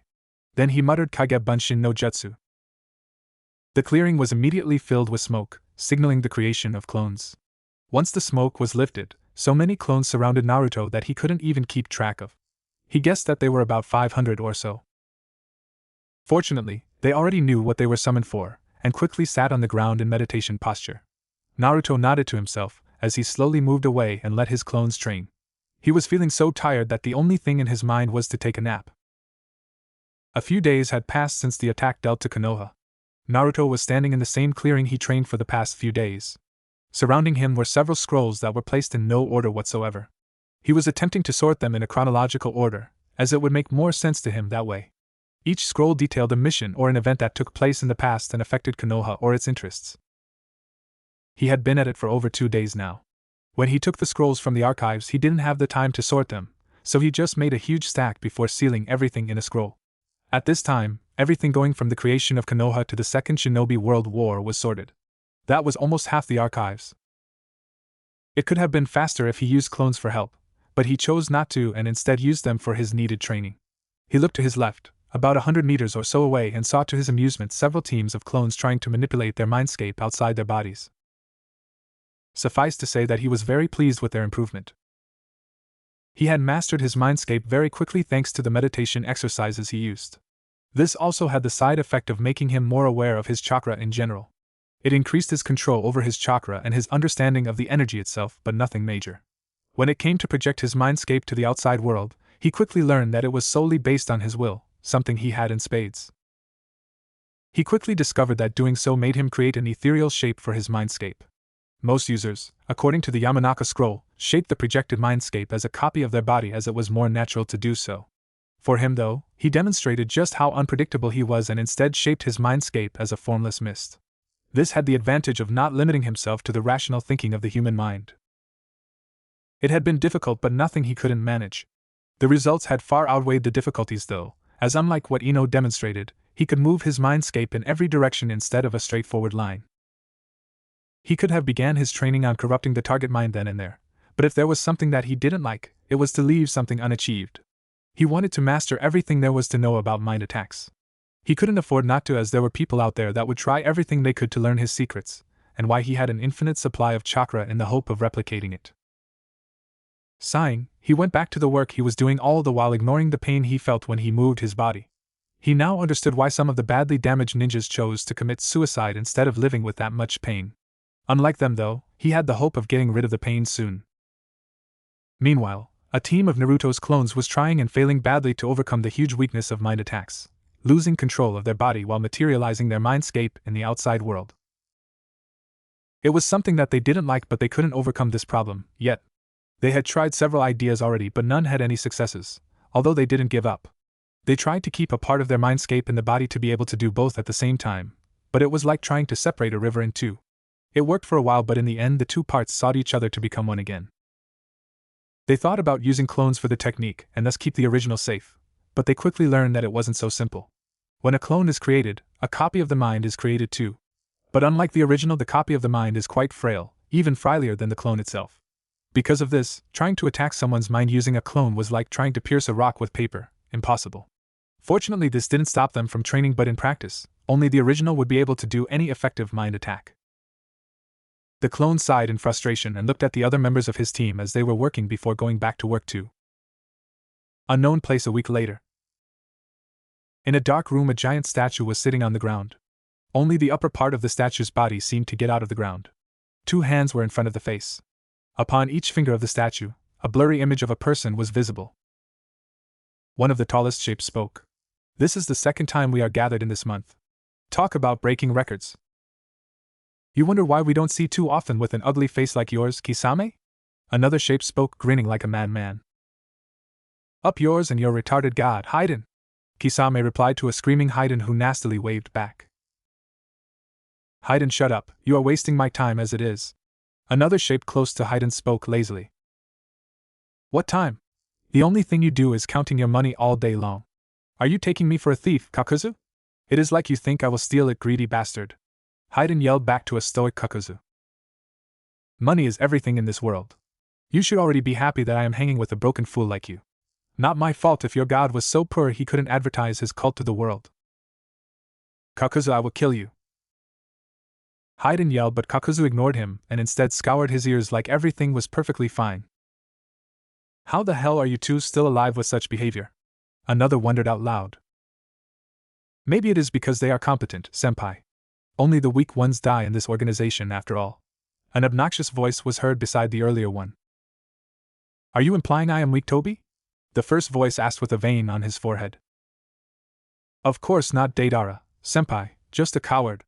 But it is a good trait to have. You were able to flee from Konoha teams. This is nothing to sneeze at," Tobi quickly blurted while nodding with himself at the end.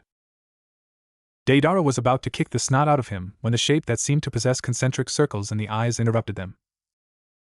"We are not here to listen to your squabble. We are here because Zetsu possesses new information." Everyone looked at the shape with 2 large Venus flytrap extensions that enveloped his head and upper body as he spoke. "Orochimaru is dead," was his short sentence that incited a disinterested reaction from the others. "I wanted to kill him myself," Deidara commented, pouting like a child. "It would have happened anyway with the number of people he pissed off," Kisame offhandedly said. "Who killed him?" he asked Setsu, who promptly answered. "Uchiha Sasuke." Your brother must have grown if he was able to take care of that snake, Itachi." Kisame looked at the shape beside him, who said nothing and instead closed his eyes. "He has assembled a team specifically to track you down, Itachi," Setsu finally said, looking at Itachi expecting a reaction, but none came. "Among them are Jugo, the origin of Orochimaru's curse seal, Suigetsu Hozuki, and Karen." "Hozuki, you said? Not bad. He was claimed as a prodigy in the art of killing back in the days. I wonder how long it would take me to chop his limbs." Kisame grinned happily as he said that.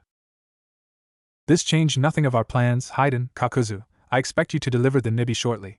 The other teams, you already have your assignment." The leader was about to dismiss them when he was cut off. That is not all, Setsu quickly said as the leader looked at him intently. There has been an attack on Konoha. At this, most of them widened their eyes, surprised that someone would launch an attack on one of the Great Five Ninja Village. It seems that the target was an underground facility that housed something important for Konoha. I wasn't able to find what it contained, but I did learn who did it. He looked at his fellow nins as they seemed tired of waiting for him to speak. Naruto Uzumaki infiltrated the facility and got away from the village. Because Konoha can't afford to be without a Jinchuriki right now, officially he is in training with Jiraiya of the Sannin. Unofficially, extreme caution is to be used when dealing with him. The missing nins digested the information they were given and wondered what exactly was in that facility to make someone as loyal as the Kyuubi Jinchuriki go crazy to the point of attacking his village. It is like they are afraid of confronting him directly. Why is that? Kakuzu wondered out loud. Apparently, while in the process of escaping, he went toes to toes with Tsunade fighting at full power and was able to get away. No further information was available, unfortunately. Very well. This may be your chance to get him without Konoha interference, Itachi Kisame. This time I won't accept any excuses coming from you. You are dismissed, the leader said before disappearing from the room. He was quickly followed by the others as their meeting had came to an end and they had other things to do. Fire Country Mountain at the top. There were two kinds of people. The one that were charismatic enough to lead and the one that followed those on top. Kabuto was the latter of the two. All his life he had been under the thumbs of powerful ninjas. It began with Sasori of the Red Sands, although for his defense, he didn't choose that position. He could still remember how he met the missing nin and was soundly beaten to the ground. It was only because of Sasori's mercy that he was left alive. In return, he became Sasori's spy willingly or not, thanks to a clever seal that was implanted on his body. During those years he learned quite a lot as he was given a purpose to live, no matter how malicious the purpose was. He had seen the way Sasori used dead corpses as puppets and had by then been fascinated by the art of manipulating the dead. In the hope of strengthening his already vast knowledge in the art, he learned medicinal techniques. After all, the best way to understand the dead was to understand the livings. At least that is what he thought. It wasn't long before his prowess in the medicinal art gained the attention of the Snake Sannin. His relation with the late Sasori was also a bonus. That is why when Sasori sent Kabuto to spy on Orochimaru, the latter used this opportunity to free Kabuto from the Sasori's influence, by removing the seal, and use him for his own purpose. That is how Kabuto came to be under the thumb of another master.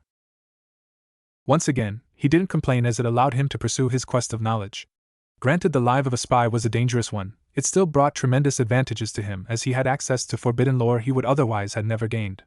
One of his greatest achievements was the creation of his regeneration technique using the knowledge he had amassed. It was a combination of his expertise in the medicinal art and the art of manipulating the dead that allowed him to create such technique. A technique that defied the natural order of things. Orochimaru had of course been interested in it, but upon hearing the knowledge he would have to master first to use it, he quickly diverted his attention elsewhere, as he already had his own regenerating technique. He could always learn it later on when he got the time. This worked perfectly for Kabuto, as he had neither the will nor the time to teach it to his master. Sasuke too learned of the specifics of the jutsu and tried to copy it. The result was as expected, he failed spectacularly. To keep his ego unbroken, Sasuke deemed the jutsu worthless. But it didn't matter in the end, because it meant no one would steal his hard-gained technique. When another person expressed the wish to learn the elusive technique, he at first dismissed the person as being foolish to even think he could. Not to mention the fact that it was the dead last of Konoha, the one genin labeled as worthless in anything other than brute strength that tried to acquire the technique. Of course he wouldn't take Naruto seriously. But that notion changed when he was not only captured by said genin, but held prisoner for several weeks straight. Don't get him wrong, he could be captured like every other ninjas, but he had never been held prisoner for more than a few days at most before finding a way to escape. This time around he found no opportunity to get away. His hopes had even decreased when he found out it wasn't Konoha that held him prisoner, but Naruto himself. How had he learned that? Maybe the fact that no one came around during his time as a prisoner, or maybe because the team of Naruto's clones had moved him far away from the village for a long time now. Of course he thought it could be a plot to make him cave in quickly, but he didn't think Konoha would risk him escaping by leaving him with a genin that had been deemed as a flight risk. After careful analysis he concluded that Naruto really kept him prisoner no matter how scary it was, as the latter was unpredictable in his method to obtain information from him. During his time in this mountain he tried to find an opportunity to escape but found none. The clones kept him under watch 24 hours a day, never leaving him alone. He was given food and water once every 3 days to further weaken him in case he tried to escape. One thing he was able to glean though was that Naruto was training on the other side of the mountaintop. Training for what he had no idea, but he hoped it wasn't something that would be used against him. Today though was different, as the air was very chilly, and he had a bad feeling. It only worsened when he saw an injured-looking Naruto slowly walking toward him, a smirk firmly plastered on his face. Within moments his abductor was standing in front of him, while the team of clones held him down in a kneeling position. "How the mighty have fallen. I half expected you to shout at me the moment you saw me."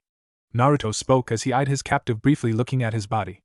"Then again, with the little amount of energy you have, you must be saving it for a pointless escape attempt." Knowing that Naruto was baiting him, he remained silent and observed him.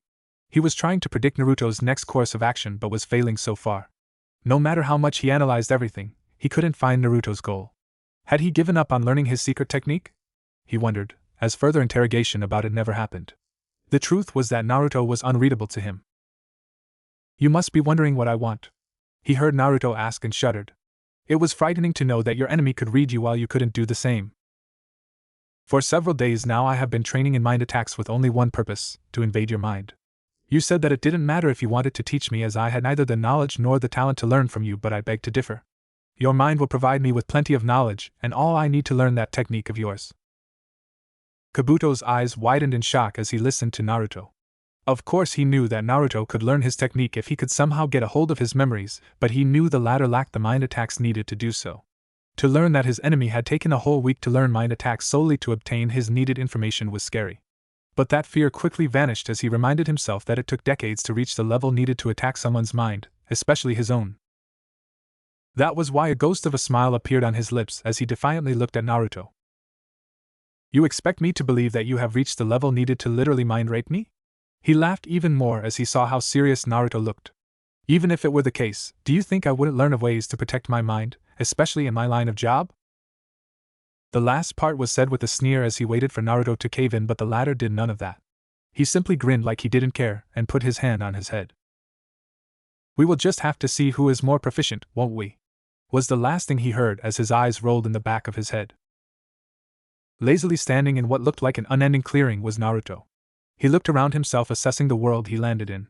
The whole clearing looked rather gloomy even for Kabuto's standard, but that was to be expected for someone with such obsession with the dead. In front of him was what looked like a giant cemetery that stretched so far away he couldn't see the end of it.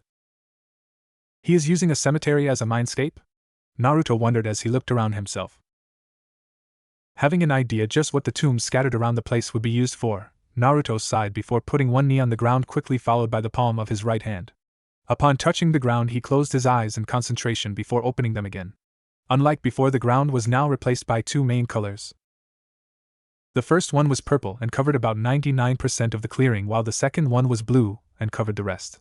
The blue color was under Naruto's feet and represented Naruto's own mindscape, while the purple one represented Kabuto's. This was something he had learned quickly when training and corrupting the mind of his targets. He first trained on his clones before sending them to a village at the bottom of the mountain to try it on unsuspecting people. During his training, he came to assimilate the corruption of one mind to one simple concept: a territorial battle. When you attack someone's mind, you are essentially converting their mindscape to your own, thereby overriding theirs. The more ground you take, the more information you gain. That is why he came up with a technique to see the amount of territory he had overrode instead of guessing. Once that was done, he nodded to himself before initializing the strategy he created in order to easily corrupt a target's mind. Slowly, a white mist erupted from his body before forming several strange-looking creatures that flew away while he advanced toward the tombs. Just as he expected, several dead people got out of the tombs. So this is his defensive system? How human-like to use dead ninjas as guards, Naruto thought as he looked at several dead bodies with jounin ninja attires. They were quick to attack him with powerful elemental techniques that would be quite impossible to do in the real world. Before the elements could touch Naruto, though, they simply vanished as if they never existed in the first place. If the dead ninjas had any emotions, they surely would have widened their eyes, but as it was, they remained stoic. In the blink of an eye, Naruto was behind the group of ninjas, and like a puppet without his string, they fell to the ground, slowly turning to ash. None knew what had happened, and there wouldn't be anyone to wonder, as Naruto kept moving toward the other end of the clearing. A mile or so away, Kabuto stood in attention, observing the quick progress of his enemy. He couldn't believe what he was seeing. It was simply unheard of. Not even an hour had passed and Naruto was already closing on his position. He could only marvel at the ease Naruto dispatched his guards.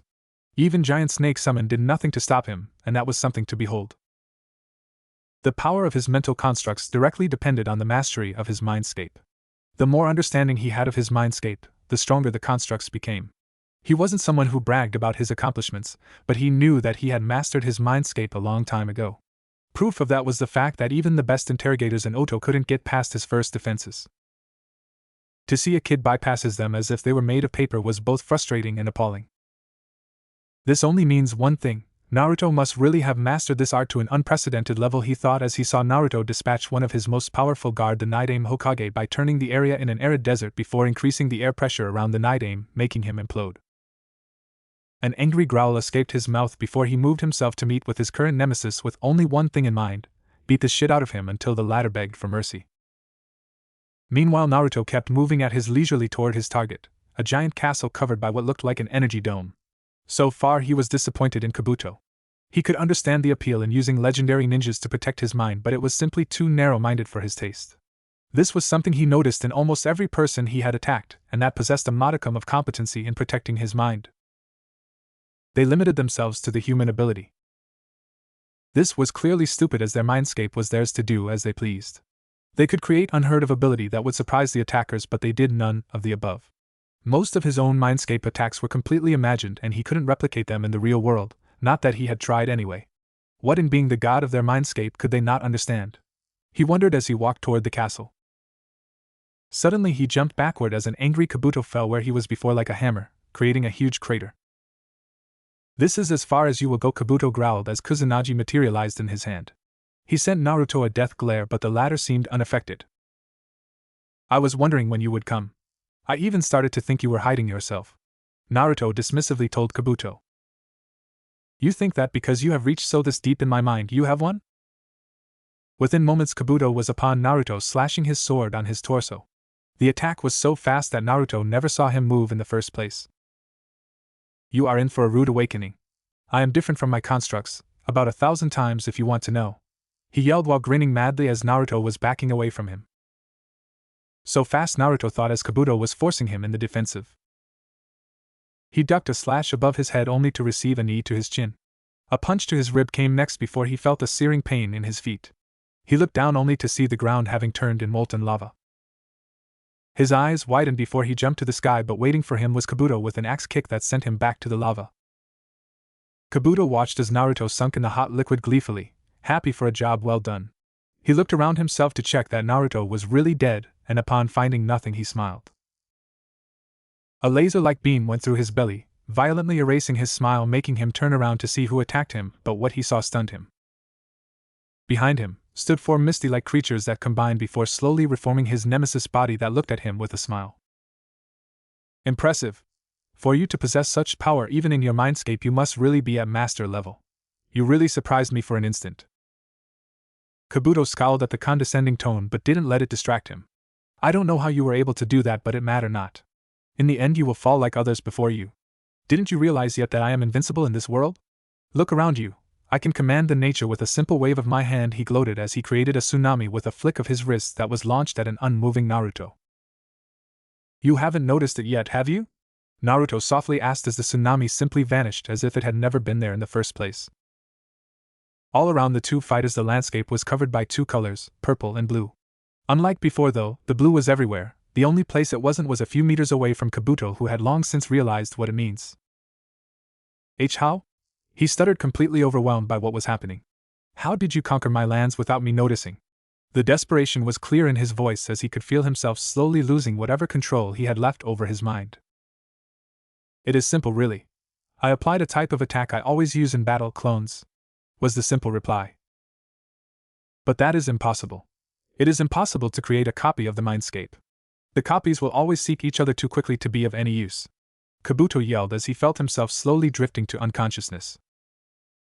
"What you say is true, but who said you couldn't extend the time before the copies seek each other?" He ignored the medic Kabuto gasp and continued. "What I did was simply attack your mind from several points at the same time. Of course I distracted you by making a frontal assault. You were so focused on the one destroying your constructs that you never noticed other parts of your mind being overridden by my clones. Even then I would have noticed the decrease in my power if you were slowly taking control." Kabuto's eyes widened at this point as he finally learned the last piece of the puzzle. You let me keep my power until you had gained enough control of my mind as not to arouse suspicions. You bastard. He never finished that sentence as his mind was completely overwhelmed by Naruto's. Once that was done, the landscape shattered like glasses, letting place to several pieces of paper surrounding a huge brain. Naruto looked at it with a genuine smile because he had taken control of Kabuto's mind.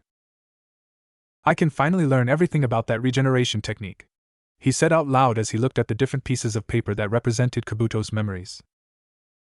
Konoha, Hokage's office. Meanwhile, the tension was high in Tsunade's office. Currently faced with several ninjas all belonging to the Konoha 12, Tsunade's face was grim as she was digesting the information she received from one of Jiraiya's Toad summon. The information delivered was so important and surprising that it completely changed the game. Of course it was bound to happen someday, but they thought it wouldn't come to pass for a long time yet. She looked at her subordinates, and couldn't help the frown that marred her face.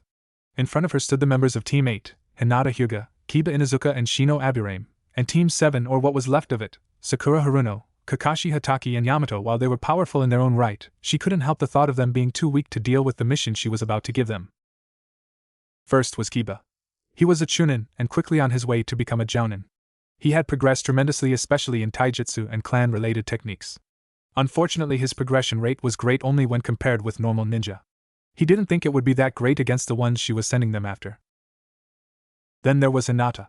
While she had lost her annoying stutter, and had gained more confidence in herself, she hadn't reached her true potential yet. She was a Chunin like her teammate. She will be great for scouting the targets, Tsunade thought as she moved her analysis to the last member of Team 8. Shino, the only special Jounin of the team. He was still as stoic as ever. Nothing could really surprise him these days. Unlike his two teammates, Tsunade found him well on his way to reach his true potential, especially if what his father had said was true about the kind of bees he was now using. Next, Tsunade looked at her own student with a mixture of pride and shame. Pride because Sakura was well on her way to surpass even her in the medicinal art. It was only a matter of experience now, and that was something she would acquire soon enough. Shame because her student's abilities in combat was average at best. Not what would be expected from someone apprenticed to a legendary Sannin like her. Despite everything, she is still not ready. Her body cannot cope with the stress generated by my secret technique. After this mission, I will have to increase her physical training. Right now, she is by far the weakest of the 3 Sannin apprentices. Sooner or later they will fight, and I hope she is ready by then, or she will be eaten whole by them, she thought while narrowing her eyes.